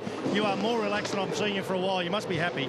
Well, I am happy. Why wouldn't you be? I mean, it's been a lot of work, and these guys here, seriously. I mean, you know, you're close to it, but they have not really had anything under 18-hour days since October. And to end up doing this, and it isn't over yet, we know that, but it is a real credit to this lot, believe me. Yeah, but yet again, you've put your faith in a guy from overseas who's now delivering, and you've put your faith in a young guy. Well done, mate, because I think you've made 2 very good decisions. Well, when Alex decided to get the girls from the Folly Bergers deal, mate, that just sealed the deal. It was done immediately. You're a legend. That is so Gary Rogers, isn't it? Hey, just down here, and Jason Bright, we're keeping an eye on with Brad Jones. And Brad, you've played the strategy of bringing him in early and getting the stops done. Looks like it'll play out all right for Jason. Well, I think it will. He's had a pretty rough race. He got into the pit lane, had to back up, and he's been caught up in a couple other melees, but he's in a very fast car. It's just a pity that we haven't been able to hit our marks at a couple of points. And so I think he'll probably get up into the top 10, but you know, he probably could have been stronger. You take that for the first race of the year, top 10 finish? Absolutely, for Jason. With Fabian, you know, we should have short-filled him a little bit like they did with Lowndes, so he got caught behind Whincup, and really he was in a position where we couldn't do anything. The brakes were starting to go off the planet. We had to get him in, get the brake ducts out of it, cool the thing down. He's fast now, and I think he and Shane and Lowndes are all pretty much around the same place, but, you know, I've been outmanoeuvred in this instance. Thanks, Brad. Thanks. Interesting, Brad talks about the brake ducting. See those ducts on the front of the car and the left and right side, either side of the radiator intake. I was really surprised cruising up and down the lane the last couple of days just how much brake blocker we've seen in the front of the cars, because it's a big issue here when there's traffic around, how the brake temps escalate. It's a hot day and it's been getting hotter through the course of the week. Earlier in the week was actually quite cool. Also bad sportsmanship flag for this man, Jonathan Webb, for too much aggressive use of the curbing down at turn 2. So he's on a warning now. He'll have to be very careful. So if he has one more strike, he gets a pit lane penalty. So Lowndes, Coulthard, Van Gisbergen, Whincup, Davison, Webb, Kremer, Courtney, Scott McLaughlin and Garth Tander. That's the top 10. Russell Engel just behind there. And that's John's dad, Steve Webb. John O. Webb with Police Project 40 livery this weekend. Road safety, especially around schools. So if he does come through the pit lane, he'll write his own ticket. But he's top 10, and sister car, Shane Van Gisbergen, car 97, is top 3. It's good effort, isn't it, having 2 cars in the top 10. These cars have been built Triple Eight Race Engineering, so same spec as the Red Bull cars. It's the way it was last year as well with the old generation car. And here's Tim Slade. Now Slade still only has 1 stop to his name. He's got to do his 2nd stop, but he's up in 13th at the moment. So far, so good in this beautiful sounding Mercedes-Benz E63 AMG. So it looks like it's been a good, strong, reliable run, and he's got Lee Holdsworth tucked in behind him there at the moment. Heavy Haulage Australia joining that program this year. So 3 different cars and liveries different on all 3 of them. But a lot of people in and around this precinct in the last couple of days have expressed sheer delight at just listening to the car. We'll try and listen in the background here and just the look of the cars.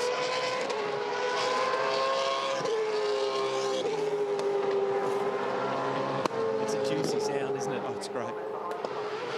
So Betty Klemenko has come into V8 Supercars, all guns are blazing. She shed a tear the other day when the cars rolled out for the first time. She said to me earlier today, I'm so proud of what we've achieved in just 3 months to get these cars here. They weren't expecting results today. They're not expecting results for a few rounds. But she was so proud. She said, if we can do this in 3.5 months, just imagine what we can do in 6 months. And this was Betty on the left-hand side there. That's her CEO of Erebus Motorsport, Ryan Madison. She's a 53-year-old grandmother. It's well documented she comes from enormous wealth, and she's here to stay. She wants to make her mark in Australian motorsport, not just V8 Supercars, but in Australian motorsport. They're a top-notch outfit.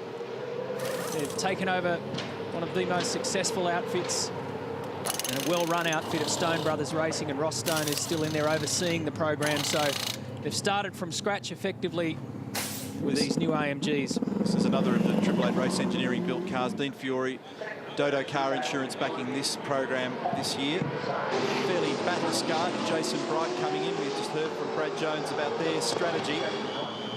The head of the HWA engine program is down at... punctured tyre or something. It just blocked the brake and nearly didn't turn at turn 8. So it's Bright, Jason Bright, front right-hand corner. Looks like it's this. You can hear it scraping. We'll have a look and a listen. His heart would have been in his mouth if that happened on approach to turn 8.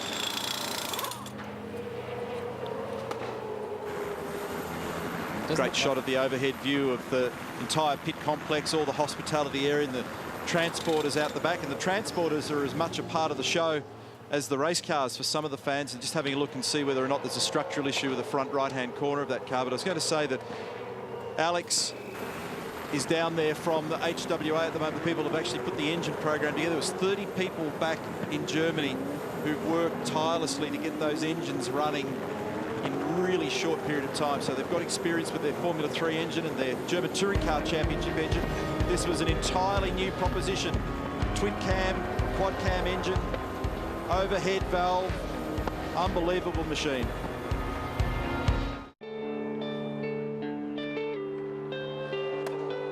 been a hot, long and hard day at the Clipsal 500.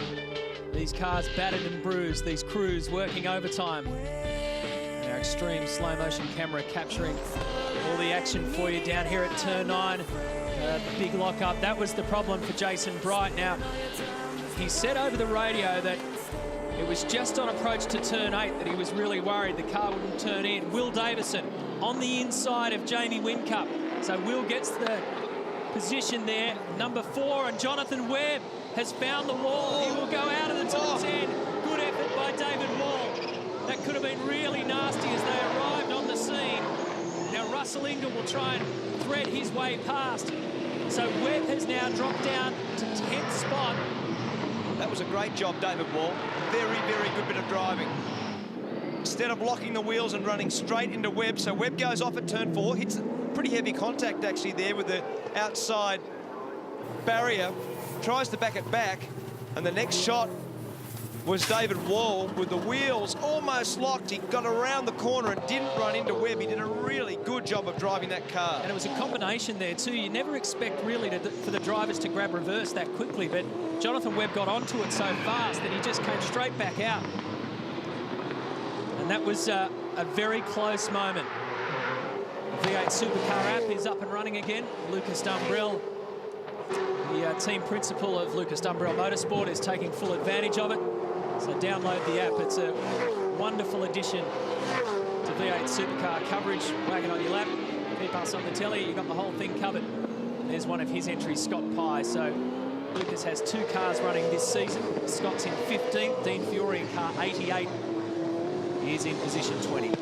Matty, this is a real piece of history this weekend. Erebus Motorsport are here. Betty Klemenko, the team boss, is in the garage. Betty, you must, at moments like this, you must just pinch yourself that it really has happened. You're a team owner, the cars are on the track, and it's all happening. Oh, it's very real now. Yesterday it wasn't, today it's very, very real.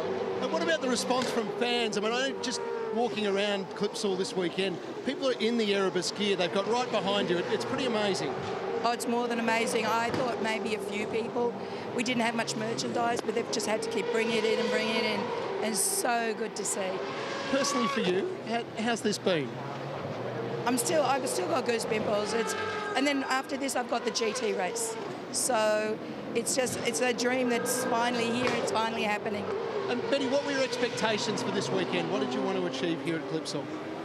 What I want to achieve, one little step more forward, and then next time another step forward. I'm not here to dominate. I'm not here to do anything like that. I'm here to learn the cars. So that's exactly what we're going to do. Well, it's fantastic. You've inspired a lot of women in motorsport too, Betty. Well done. Thank you. She loves to change her hair colour around. She likes the tattoos. She always wears black. But the one thing that Betty Klemenko really loves is motorsport. It's her passion. This thing's dropping oil. What's the problem, mate? What's the problem? Well, Bruce Jenkins, it is team manager on the right. And this will be hard to take for Van Gisbergen. He's put, and the team, obviously, he's put all the hard work into getting back into the top 5. He was provisionally on the podium when this happened. So we might be able to find this as we watch Lowndes come around. Wow! He nearly rotated it. Apparently there's a fair bit of oil out there, and we think that it relates to the Van Gisbergen stop. So here's Courtney and Strife at that's the oil. turn That's 6 the oil. as well. He just gets away with it. So it's up at that end of the circuit, and they're all over the place as they discover it for the first time, and we think this is the source. So Shane's out of the car. Phil Young, trainer on the left there, and straight off with the boots because the footwell temperatures, as Mark Larkin pointed out before, are massive. He may have stuck to the pedals when he got out. So bad news for Techno with Van Gisbergen out and Webb now with his 4th curb overuse. On the back of that collection with the wall as well. That's right, so he'll have to come in through the pits also. So you can change in an instant. There's definitely oil still out there. So second time around, Lowndes uses it to his advantage this time. Yeah, he's a little more cautious in his mid-corner speed. He didn't attack it as aggressively, but he lit it up on the way out. You can just imagine what he's thinking. Great, there's oil there. I'll just get this thing sideways. He can afford it. At the moment, he's got a 20-second lead over Fabian Coulthard. Will Davison is flying a solo flag for the Blue Oval boys inside the top 10. Let's see how this one unfolds. Well, the changes continue inside the top 5. Lowndes is still a comfortable leader. It's better now. It's out to 25 seconds from Will Davison, who's second. But the big problem is this man, Fabian Coulthard. He's now dropped to 6th. As we went to the break, he was second, and he has no brakes. So he really can't do anything at the moment but trundle around. If it's dangerous, bring it in. You're going to lose, spots to everyone that's on the same lap anyway. So, yeah, if you think it's dangerous and you can't keep going, then bring it in. This is where he lost the bulk amount of time. Initially, he was second, and all of a sudden, we looked up on the computer and he was 4th.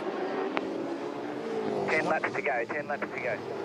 Now, I wonder whether he's got the same problem as Jason Bright, because we heard Bradley say that the brake temps went off the clock and they pulled the blockers out to cool off the brakes. So I wonder whether they've just induced this themselves.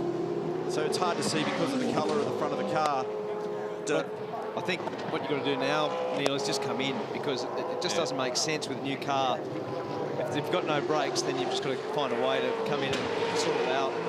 Yeah, a bit hard to talk to anyone down here in the Brad Jones pit. They're obviously panicking a bit, but I just heard Brad saying he's got no brakes, so he's obviously a brake issue. Bigger problem is they can't get him in the garage because the other car's in here.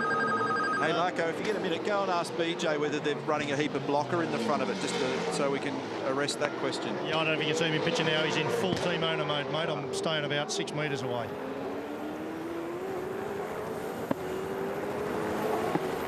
So that's a free kick for Whincup, who was out of the podium contention at that point. Now has jumped into 3rd spot. Alex Premer, who's done a really good job, is car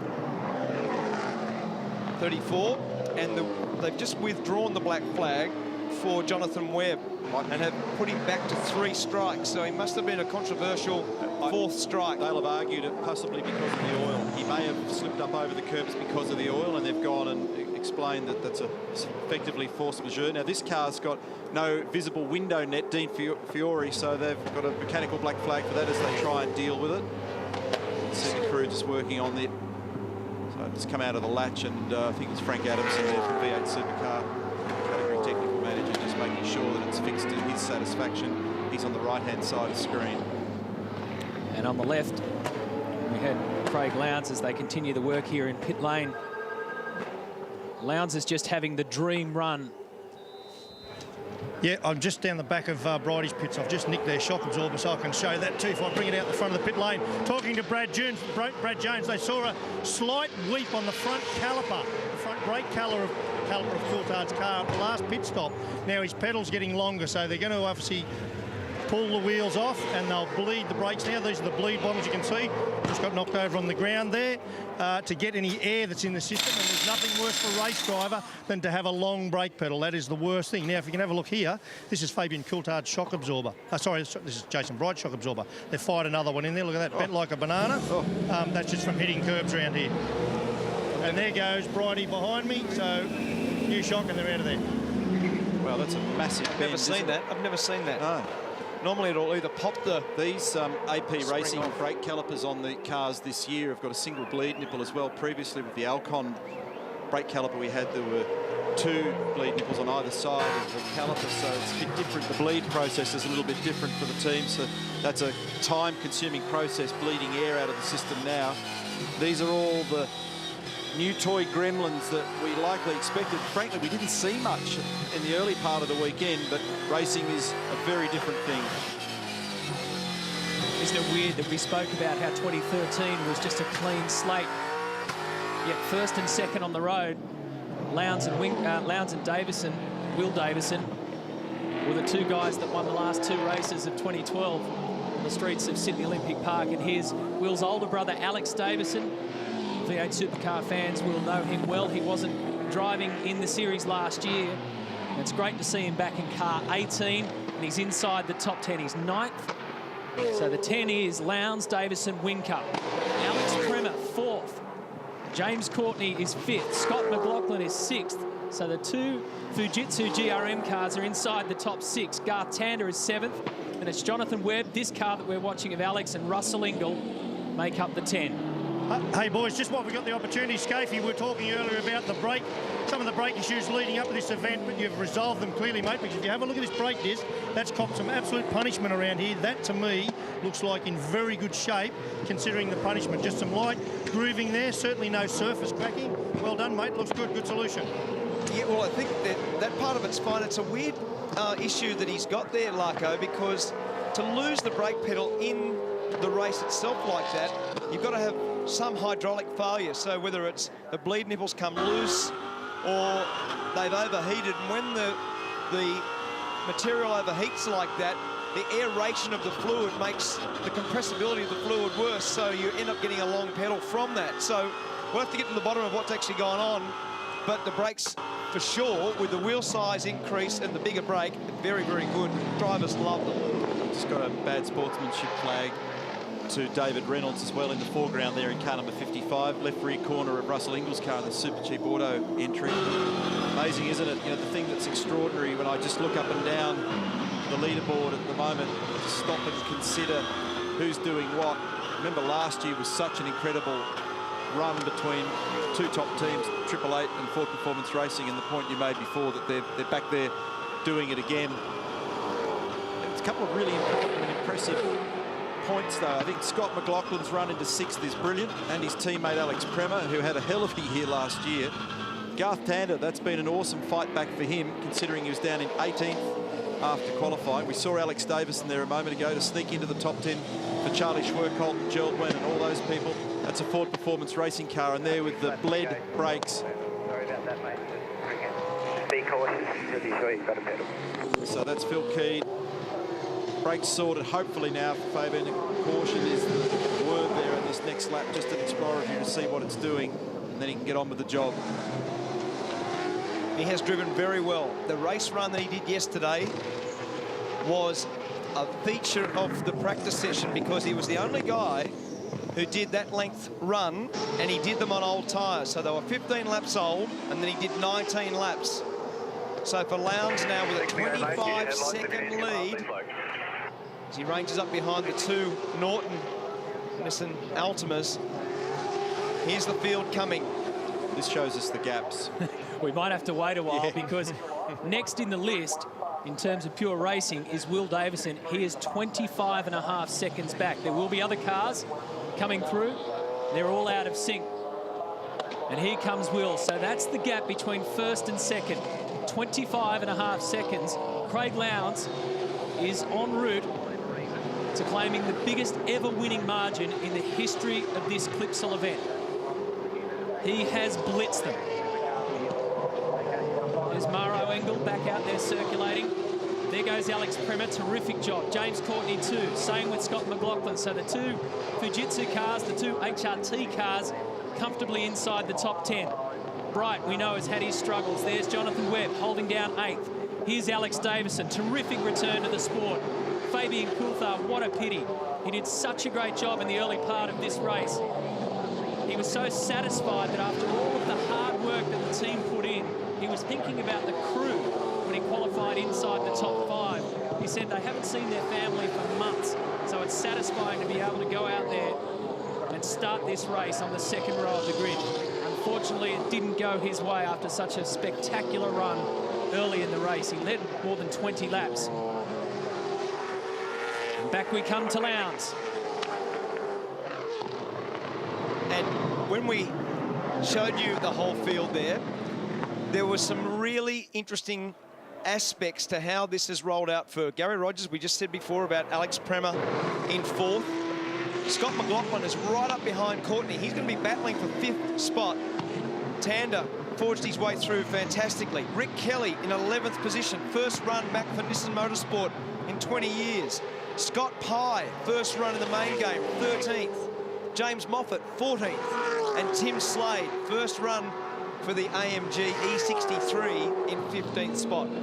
They are the standout performances of the field. A couple of real losers out of this were obviously Fabian Coulthard. He should have been on the podium today. They've been very, very fast. What about Lowndes? 38 years of age now. 7 race wins last year to be second in the championship yet again. In the off-season, he went off to Monte Carlo to with the lifestyles and the rich and the famous and playing the rallies. He started this year by being given the news that he won the CAMS Peter Brock medal for 2012. As we know, that's something close to his heart.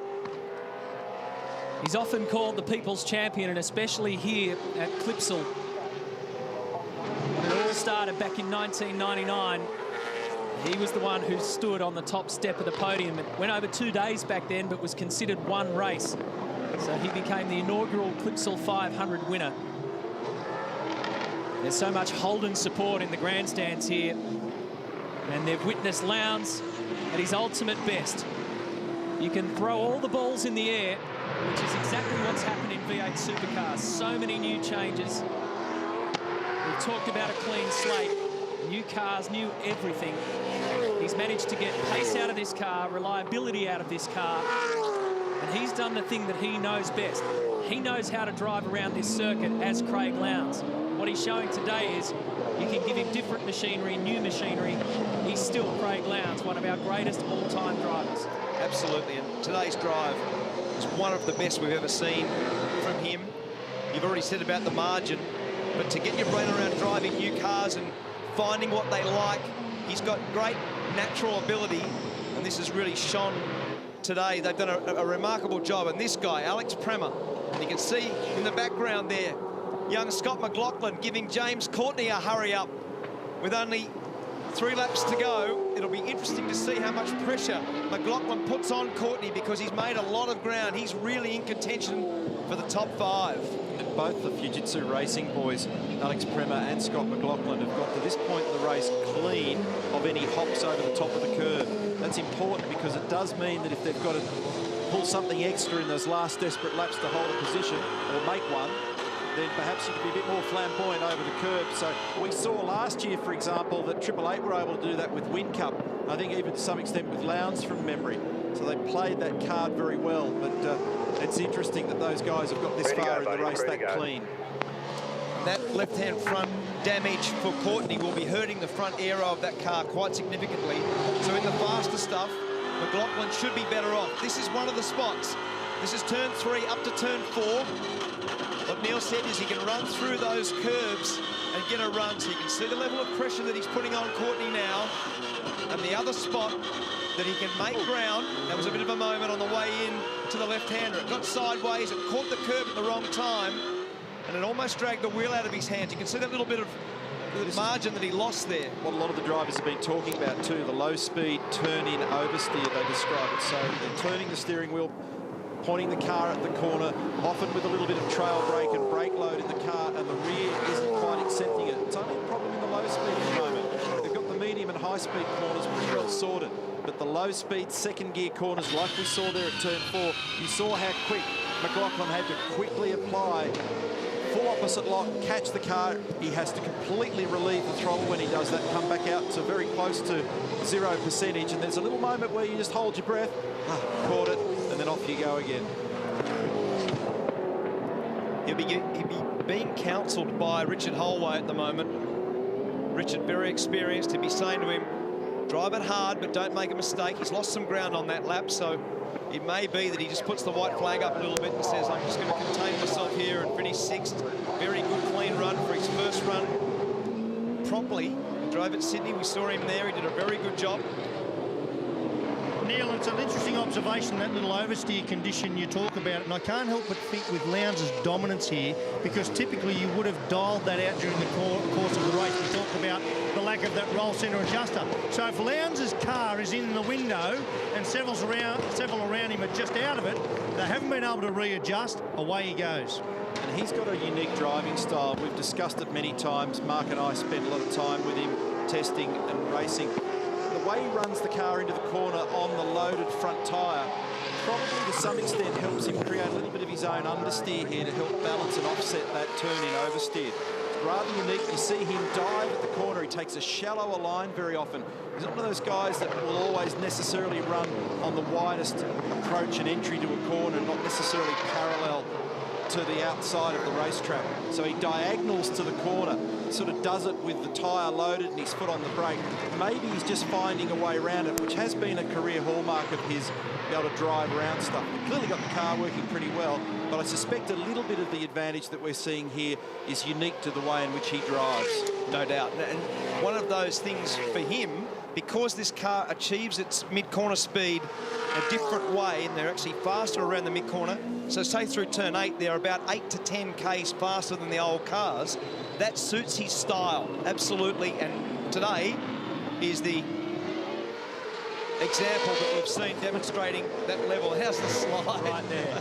Yeah, well, today, what he does coming off the corner is a completely different story. And he's doing it again. Today he's going to smash the record books here, because this will be the greatest ever winning margin in a race at the Clipsal 500. He won the first ever event back in 1999. And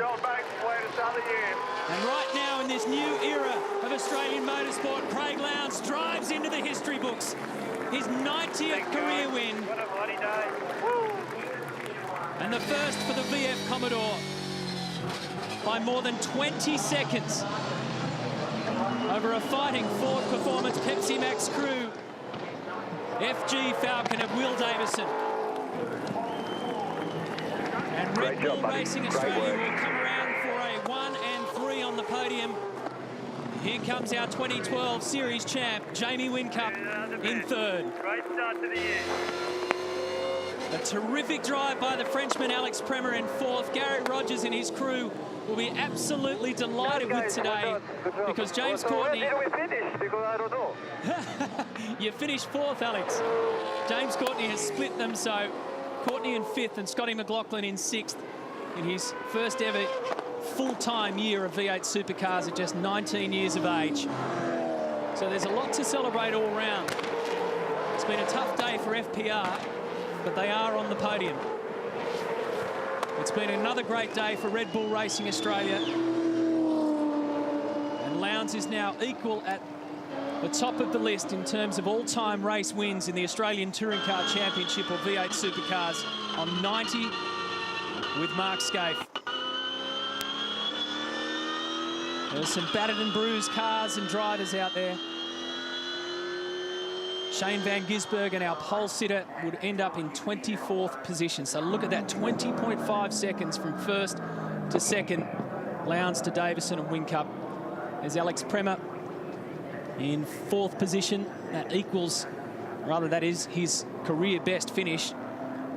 Rick Kelly in 11th. Great to see Russell Ingall inside the top 10 in his final weekend of racing at the Adelaide Street Circuit. It's his last year full-time, and then the tale of woe down the bottom of Engel, Johnny Reid, Todd Kelly and Mark Winterbottom, who started on the front row of the grid but finished in the garage with a mechanical problem. So Roland Dane and his crew, there's been an enormous amount of hard work and effort right along pit lane just to get these cars to the grid.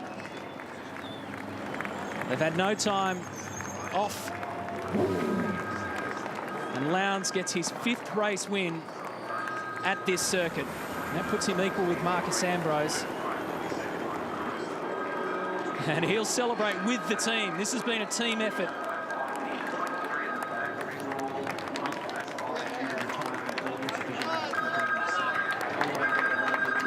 These are the ones that mean so much.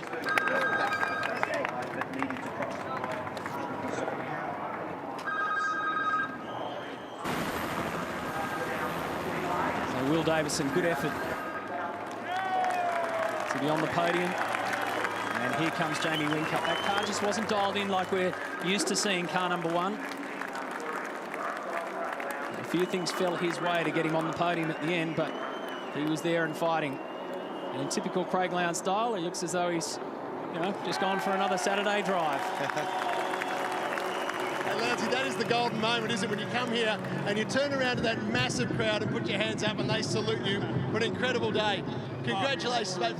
First win for Car of the Future, first win for Team Red Bull. Well done. Oh, look, it's been sensational. It's been a hell of a Christmas for all these guys at Red Bull Racing Australia to not only get ours completed, but to all the customer cars. And you're right, Brett, to get out here in front of this massive crowd, it's been one hell of a day and it's been a hell of a weekend. And I can honestly tell you, this is the best COF car that I've raced. Exactly. The only one, but anyway. Ladsy, for you, that it just all clicked, didn't it? I mean, we've been a lot of talk and speculation about whether the cars are right, where you've got them to where you want them to be. You've obviously got the 888 car to exactly where you want it. Oh, look, I think it suits my style a little better than last year. I can flow the car through the corner, I can look after the tyres, but look, we've still got more to come. I think that's the beauty of us, that we're not going to stop. So, look, great for FPR to be up here, and obviously Jamie as well. So it's it's been great. Just got to say hello to Levi and Chili back home, but look, Brett's, I can't say any more. It's been a hell of a day. And not a bad winning margin either. Enjoy the podium, Lowndesy. Well done. I will, thank you. Great way to start the year, of course. You saw Will Davison just a moment ago come and congratulate Craig Lowndes. Will, well done. Outstanding, great way to start the year. Gee, I guess the trick for tomorrow is how do you catch Craig Lowndes? Yeah, I didn't see Craig the whole race. I was coming from position 7, so I was running quite a different strategy. I really enjoyed that race. We had very good tyre life. We stretched our windows much longer, but they told me I was 4th when I thought I was 3rd, and then I picked my way through and I couldn't even see Craig. So listen, this is a very good start for FPR. Congratulations to every single member of FPR, and obviously a great result to have Pepsi Max on our car this year. And these are tricky cars, but we have really progressed fast, so awesome start. I know it was important to you, and you said during the team launch early this year that you really wanted to make this year a winning year, but you've certainly got off on the right foot today at Clipsal. Yeah, we have, and I got great memories from last year here, and it's a special event. It's great to be racing in such a huge crowd, in front of such a huge crowd. So different cars to drive than last year. It was a busy 78 laps, but I'm glad I split these two to keep all the Ford fans happy, and rest assured we'll be going hard tomorrow to get the number 1. Well done, Will. Rest up. We'll do it all again tomorrow. Congratulations. Yep, and g'day to Margie and Tony and my mum and everyone at home. Cheers. Good on you, Will. Well done. And Jamie Whincup, well, no stranger to being up on the podium. Jamie, congratulations. A great performance once again, and you kick-start your year. This is a good way to get things rolling. Yeah, thanks, Brett. We didn't quite have the pace then, but what an amazing achievement by everyone at Red Bull Racing Australia. 1 and 3 after the 3 months we've had, building 8 cars is a full credit to them. I'm just looking at my car. I've never had so much damage without hitting another car or a wall. On to tomorrow. Jamie, what was it like from the driver's point of view? I mean, obviously, there's been a lot to get your head around. You come here to what is effectively your grand final for the first race of the year. Massive crowd, massive pressure. How was the excitement and the nerve level today? Hey, without doubt, the nerves were up at the start of the race. No one knew what was going to happen, so we all put our best foot forward. Cars are radically different, so it's going to be a real challenge now for the next 6 months to really refine these cars. And we start off at a pretty low base, or well, I do. Lowndesy was absolutely dominating, but we'll work away as the year goes on. But a podium, got to be happy with that. We'll let you get up there and enjoy it. Well done, Jamie. Thank you. Cheers. Well, 2 of the happiest blokes on pit lane. A couple of teammates just having a chatty. Well, new teammates, Scotty McLaughlin and Alex Premer. 4th and 6th. Firstly, great result. I'll start with you, Alex, mate.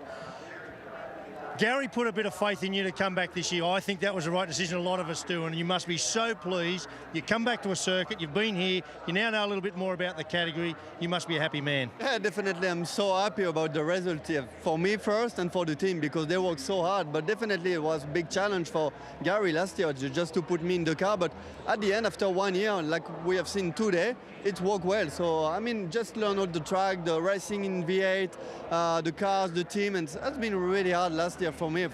So, I mean, it was a lot of doubt on me for this year, but I mean, yeah, what I did today was amazing, and Scotty as well. So I'm really pleased to be here in the grid, and yeah, I think we will have some champagne during the year.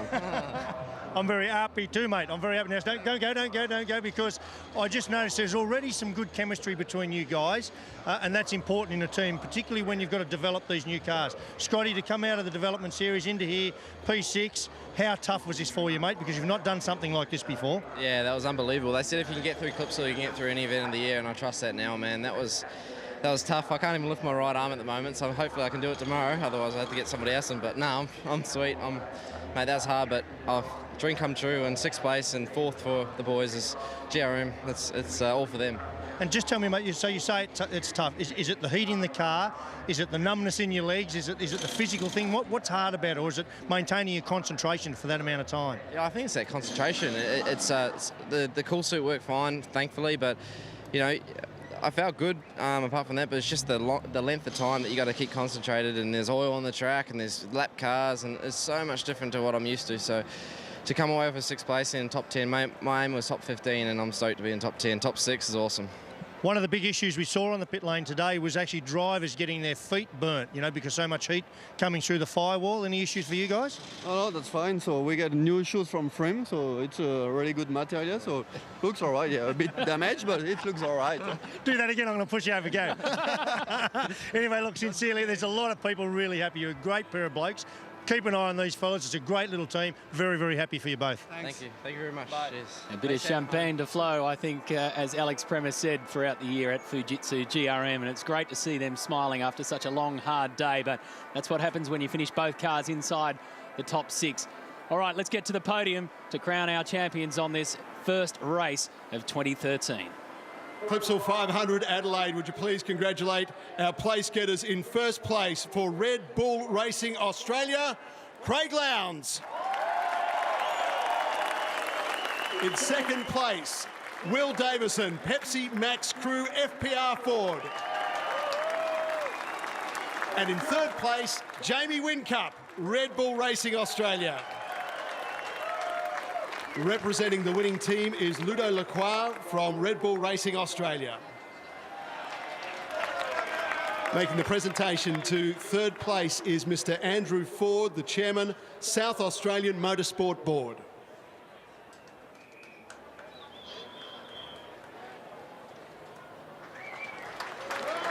Presenting to second place, Mr. Jeff Timms, the Director of Sales for our major sponsor, Clipsal by Schneider Electric.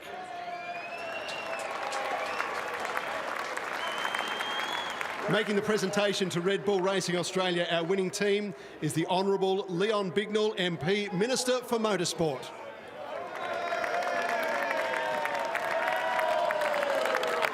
And presenting the first place trophy to Craig Lowndes is the Honourable Jay Weatherill, MP, Premier of South Australia.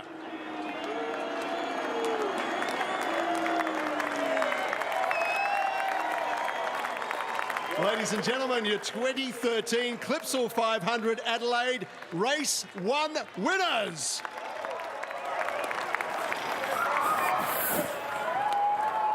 So the champagne flows for Red Bull Racing Australia and Ford Performance Racing up on the podium. Craig Lowndes came into this sport way back in 1996. He is still the ultimate force to be reckoned with when he is on song, and boy was he like that today. Lowndes is going to join us at the desk right after the break as he celebrates a history-making win here at the Clipsal 500.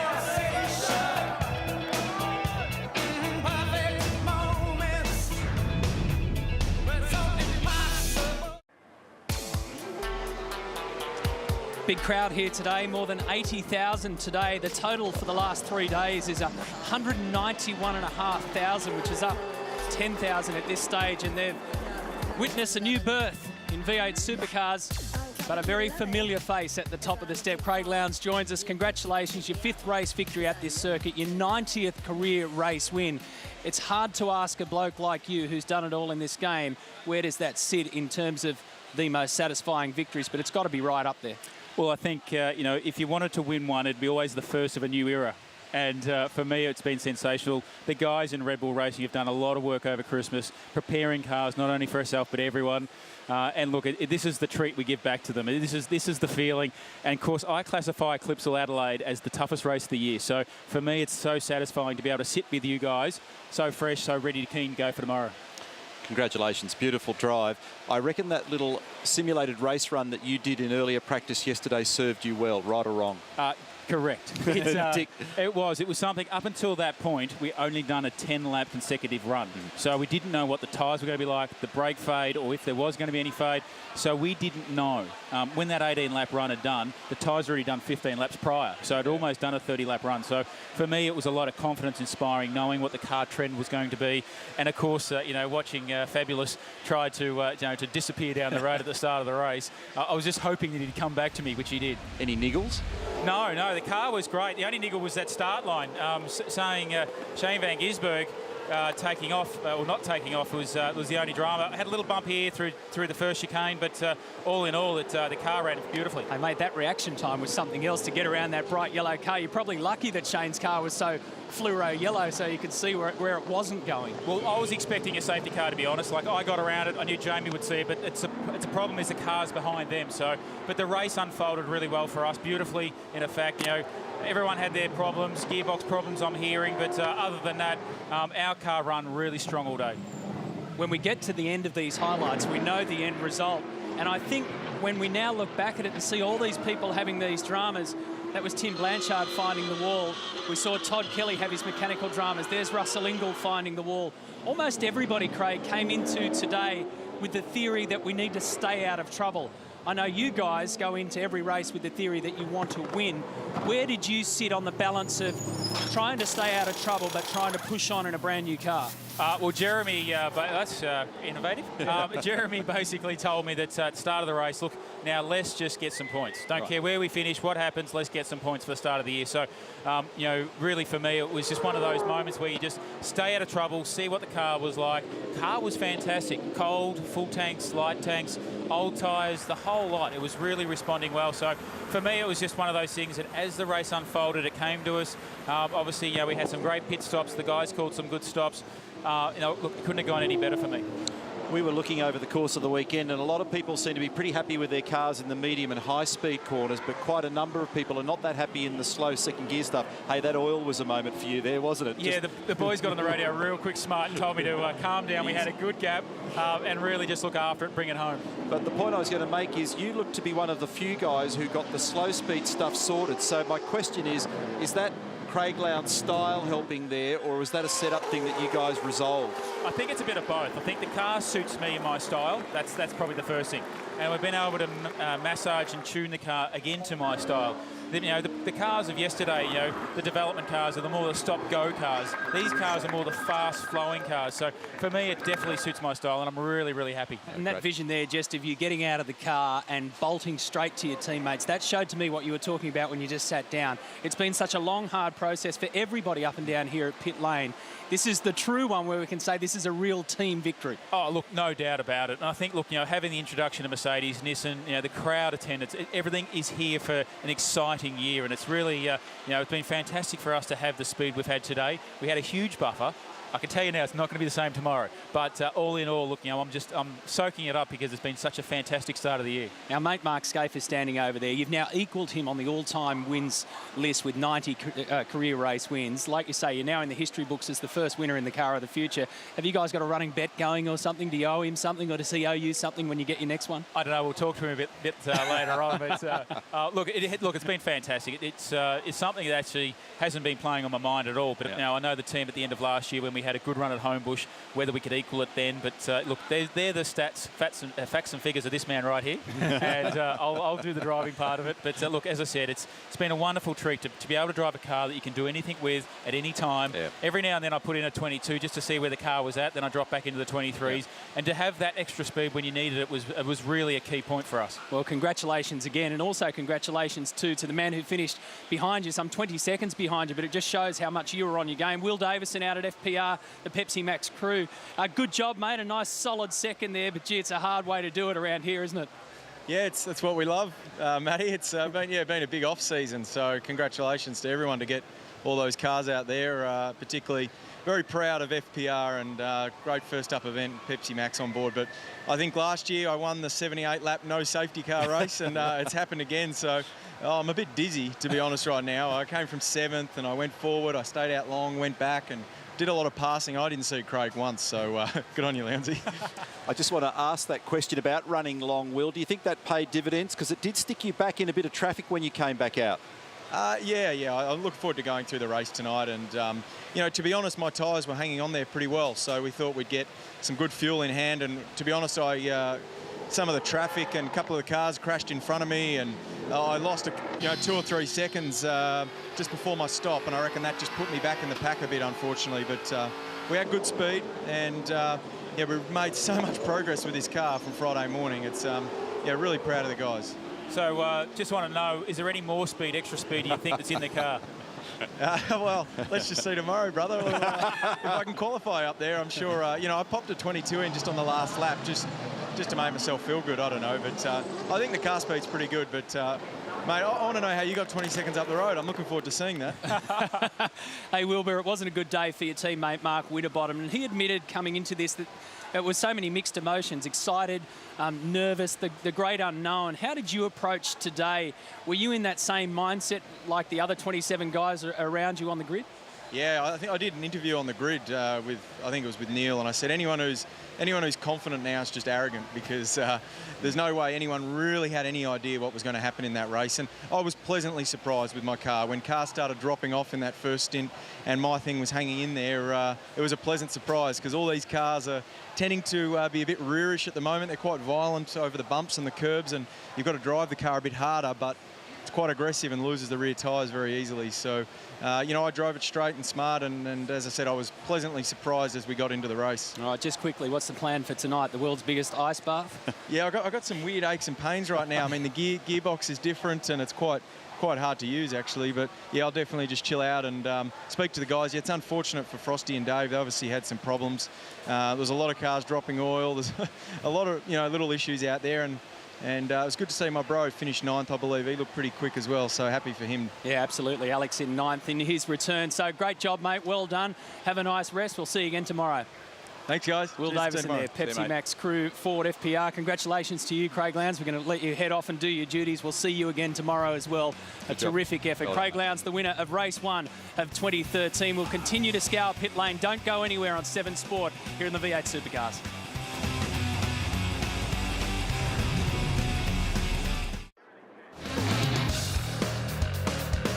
We've said it quite often that today was a landmark day in Australian motorsport and V8 Supercars history. And in some ways it's fitting that this man is the first into the history books. He is such an amazing performer and such a popular figure. I've watched him across the course of the weekend. He's been out the back of the garages constantly signing in what you could never imagine would be the busiest weekend that these guys have had. Yesterday they had 4 practice sessions and the qualifying session and the shootout, trying to roll out new cars as well. Red Bull Racing with Casey Stoner in the garage has just been crazy, but Craig Lowndes has kept his cool, and congratulations to him for equaling your record, Mark Scaife. Like we said, you had a little bit of a banter there. So what's the drill now? How does this work when you hand over mantles like that and records like that? You haven't handed over yet, by the way. No, but I mean, it's going to happen. You just know that's going to happen. He's obviously an amazing race driver. When I broke Peter Brock's record at Eastern Creek in 2007, Craig was the first one to come and see me. And for us, we've got a great rapport. We've driven together. We've driven against each other. We've had Ford and Holden rivalry against each other. Probably for our whole careers, we've been more on the combatant side of the world. But it's fantastic to see him drive today. It's great for him to get to that record. And I thought his performance, I said in the telecast, I thought his performance was as good as I've ever seen. And it was interesting, wasn't it? Because while we've been talking about the new changes to V8 Supercars, there are a lot of things that the drivers don't have now at their disposal. Lowndes always has that at his disposal, but there are a lot of things that the drivers cannot do. They can't adjust on the run anymore with roll centre adjustments, etc. But somehow these changes seem to suit Craig more. Just explain that for us from a layman's point of view. Yeah, look, I think there's two aspects to it, Matt. What you've got to do firstly is, for each car, it doesn't matter whether it's a Formula 1 car or you're racing a Mini, you've got to find what the car likes. You've got to drive the car to its limits.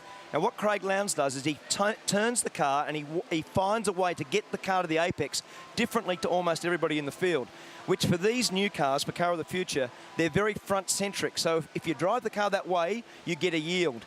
He also looks after the tyres very well. He's got great mechanical sympathy. And for me, that drive today really showed that he's been the first person to get his brain around the new demand of Car of the Future. Well, of course, this was the day when Nissan and Mercedes came and joined the V8 Supercar racing family. By the way, the leading car of the new manufacturers was Rick Kelly in the Nissan Altima. He finished just 1 spot outside the top 10 in 11th, but it was hot, it was brutal. And down here in the Erebus Motorsport garage, we've got Neil Crompton with more on that with the Merc boys. Yeah, Tim Slade here at the moment getting a bit of attention to this foot. This little piggy went to Clipsal. I'm just being an idiot, don't worry. Tim, 15th place in the AMG car, and that was a heck of an afternoon for you. A lot of very, very hard work. You must be pleased to have brought the car home, albeit with a little bit of pain. Yeah, certainly earned my dollars today. I mean, that started happening well early in the race, and haven't quite got my seat right in the car yet either, so glutes a bit sore as well. But I mean, that's an awesome result for us. You know, before the weekend, didn't have too high expectation, and you know, I thought if we can get into the top half of the field, well, actually, if I do my maths correctly, it's not quite the top half, but close. 15th is close enough. Yeah, I mean, just ecstatic for everyone in the team who've put in so much hard work, you know, leading up to this race. Can you feel a sense of not only achievement but of promise, because these cars look great, they sound great? My expectation is that they're going to come on with a little bit of time. Do you get that sense of feeling that you're really going to be there later in the year? Definitely. You know, like I said, we came into this weekend with not too high expectations, because you know, it's just been such a short period of time that we've had to put this whole project together. They look good, tick that off. They sound good, tick that off. Yeah. The reliability so far, touch wood, tick that off. So yeah, just a little bit of time to get them up to speed. Thanks for having you, Yak. I'll let you recover. I'll just sneak round the back here, and rather than stepping in front, Murrow Engel, baptism of fire for you in the Australian V8 Supercar Championship. The good news is, Murrow, that you were classified as a finisher, I think in 25th. You were several laps down with the problems you had. You're also doing the ice bucket thing going on here at the moment. What was it like? What was it like out there in one of these cars? Totally new country, new conditions, totally new everything. Oh, look, I think after an afternoon like this, all we can say is we finished, we're classified as a finisher, and you know, that was the aim. It was certainly not as planned, and there were a lot of interruptions, but it's good to reach the finish. Overview, your thoughts on the Australian Supercar Championship and what it means out here in this whole thing. What do you think? You've come from Europe, you've seen the German Touring Car Championship, you've done a lot of very successful international open wheel racing. How do we rank? It's an amazing championship. You guys really have a precious jewel here, and you can tell by the fans. Look at how many people have come here, and it's just fantastic. You know, you also feel the fan interaction, which is great. The cars are fantastic. Ours look the best, I would say. They sound the best, so now we just have to make them really damn fast. Look forward to having a run tomorrow and seeing how you travel. Ross Stone, difficult day for Maro because he was obviously in strife there early on, but I think in overview terms you guys can be pretty proud of the achievement at the end of a very hard day's work. Yeah, I think that's right, Neil. You know, the idea today was to make sure we got every car across the finish line. No matter what, we were going to try and keep them going. And unfortunately, Maro lost laps early on. I think it was just heat soak from sitting on the grid, the little sensor for the drive-by-wire throttle. So that'll never happen again. Well, it shouldn't happen again. So just one of those things. And Lee obviously was hurting with the problem with the heat through the floor in his foot. How is he? Have you got an update? Yeah, he's all right. I took his boot off and quickly whipped his sock off to see what sort of trouble he would be in for tomorrow. But he looked all right to me, but they'll be working away on it, and I'm sure it was painful. All right, well, you can breathe a sigh of relief, relax tonight. Day one is done. Larko was also busy down there at HRT. Hey, I just heard Murrow talking about precious jewels. I've got Russell Ingall in his towel here. You want to see precious jewels? I've just walked into the boys here a minute ago, all high-fiving, pretty happy. But yes and no, I can sort of gauge, Garth. I mean, P7, P5, P10, that's in its own right a very good achievement, but you don't look still overly happy. Oh, no, because we're not 1, 2, 3, so I don't think if you went to any truck there, no one would be happy with that. But, I mean, the guys really need to be commended. 3 cars finished, 3 cars in the 10, so big effort from all the guys that walk into a racing to get us to this point. Still need to find a bit of speed with the car, but, yeah, look, we started 18th and got to 7th, so reasonably happy with that. All right, mate. And P5, James, I think that's you must be happy leaving here this year with a bag of points, mate. You've got to be. This time last year, we blew an engine and torn the side out of the thing. So, yeah, definitely happy with 5th. To be honest, I was a little bit surprised that we were 5th. I thought, you know, with the car speed we had, you know, I was surprised that we were. The car felt a lot worse than that. So we've got a bit of work to do over the little stop tonight. But look, it was good in different parts of the race. In the initial part, when the fuel was up and the tyres were good, we probably suffered a little. But then as through the mid part of the stint, I think our car come on and was quite good. But then at the end of the run, once the fuel load come off, we struggled to control it. So, you know, it's got good and bad points throughout the day, but yeah, definitely super happy to get a lot more points than what we got last year, and something good to attack with tomorrow. Yeah, I reckon it's a great start, mate. And Russell, I was talking to Jules, your wife, out there before. Yeah, not about your precious Jules. And I don't know why I was taking particular notice of how well you were going in the race, and I don't know why, because I don't like you, as you know. But the thing that was interesting is that she said you were actually quite unhappy at the end of the race. So I mean, what's the gig? Oh, if I was happy to be 10th, I shouldn't be racing, really, should I? That's what Garth said. We should be on the podium. Plus the fact I get bonuses for getting higher up the grid. So actually it starts at 10th, so that's not too bad. So at least I can pay for dinner tonight. I knew there'd be some commercial ramifications in there. Just quickly, mate, I think the winners today with the cars, I mean, to see 28 new cars roll out there, and for all intents and purposes, most of them finished. I mean, that was pretty inspirational stuff. I think a lot of people were expecting worse. I think a lot of people were expecting half the field to be sitting on the side of the road. So not only our team, but every single team up and down pit lane should give themselves a pat on the back to roll these things out here. And there was a challenge. You know, behind the scenes, it was a huge challenge getting these things on the grid. So as far as the fans go, they should be pretty happy with what they saw today. I reckon they are. So good luck tomorrow, mate. Thanks, dude. Yeah, so all three Walkinshaw cars inside the top 10, so they're kind of happy. I mean, they're happy to get to the end, they're happy to be in the 10, but they all want to win. And just in terms of cars that did finish, I mean, it is a good sign for the car of the future in terms of reliability. Around this brutal street circuit, 25 out of the 28 cars were classified. What about the Nissans? We'll answer that question right after the break.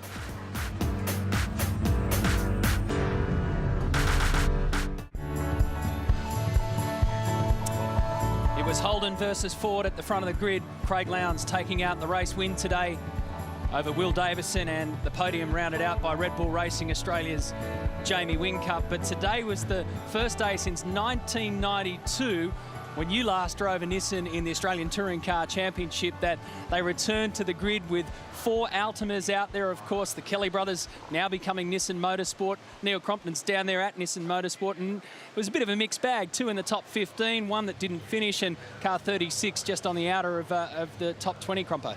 I'll say yes, Matty, because they just had a rattle gun going in here, so I hope you said something nice and I'll nod and smile and pretend I totally understood. But Rick Kelly's here and James Moffat's here. Great performance for these guys. You may just have said this, but 11th for this guy, whisker outside the top 10, 14th for you, and congratulations, guys, an outstanding performance. You're part of the Barefoot Brigade. There's a few guys up and down the pit lane who've been hurting in that regard, and apparently David Wall's boot looks pretty ugly. We'll try and get to that later, but you've got to be very, very pleased. Yeah, I'm stoked. I mean, it's not an exceptional result, but certainly a solid one for us. And the car was much improved from qualifying in the warm-up. As soon as I got, I reckon, halfway around the first lap, we knew we were on for a better result. So I'm stoked with that. We're only at the very start of our development phase, so to get a solid result like that really allows us to, you know, put our head down, see why the car's a lot better now, and work towards tomorrow, because all 4 cars are pretty excited. You yanked the results straight out of my hand and had a look, and you looked and said, hey, look at that, our time isn't that much different, our best time not that much different to Jamie Whincup, so it's not bad out of the box. Yeah, it's really good. The handling of the car in the race was fantastic. We spent a fair bit more time, you probably would have noticed, knowing all your sums in the pit lane, a little bit more time there than a few others, about 10 seconds. So that's hurting us a little bit with the fuel economy at the moment, a little bit down the straights as well, but the car itself's got a lot of potential. So we're, like I say, we're damn excited. And if you heard that noise at the start of the interview, it wasn't a machine gun, it's just a rattle gun. It's a big beefy one, just to get the wheels off. Good job.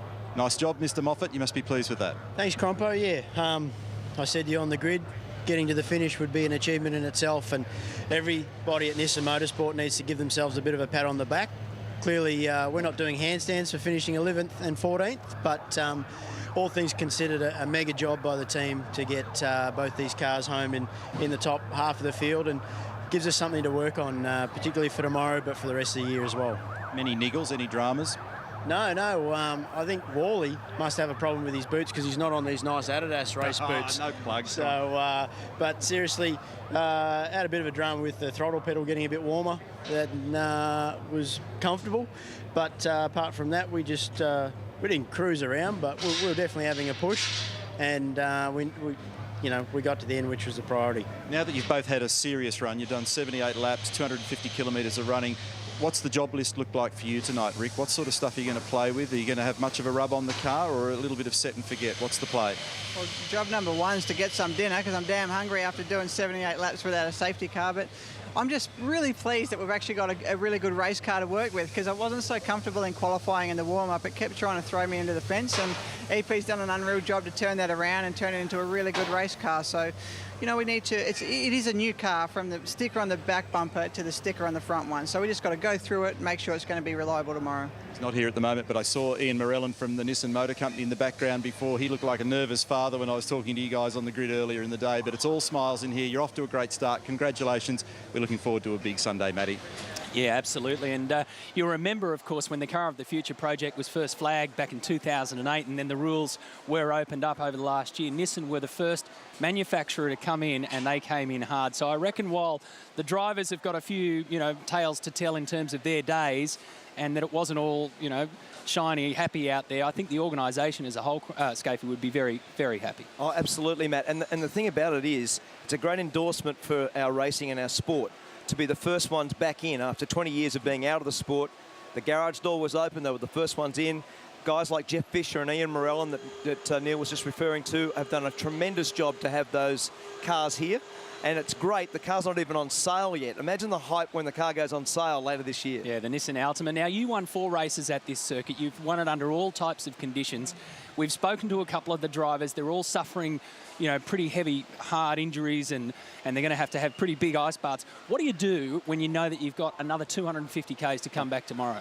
You've just got to try to recover. This is the toughest event of the year by a long way. And being the first event of the year, it's clearly the hardest for the drivers. So out of today, everybody will be trying to basically do the ice bath, have as much to drink as you can possibly do. Sometimes we used to go on the drip to rehydrate, and then to organise yourself overnight to have the best sleep and come back tomorrow morning. When you roll out tomorrow morning in those cars, there's no time that you ever feel as nervous and as sore in these cars anywhere in the world, basically, because 250K, 2-hour race, and straight back in them again. It's hard work. So just recapping for you, the story of today, Craig Lowndes has taken out the first ever victory under the new Car of the Future regulations for Red Bull Racing in the Holden Commodore. He has equalled Mark Scaife as the all-time race winner in the Australian Touring Car Championship, or V8 Supercars, with 90 career wins. Second was Will Davison, and third was Jamie Whincup. Tomorrow, like we say, we're going to do it all again from 1 o'clock Australian Eastern Daylight Time.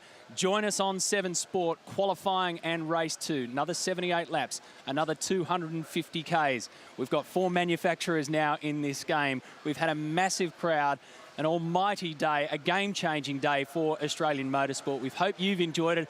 On behalf of Mark Scaife, Neil Crompton, Mark Larkin, Mark Beretta, all our crew have put a lot of work in. We hope you've had a great day. Make sure you join us tomorrow as the V8 Supercars get underway again here at the Clipsal 500. Bye for now.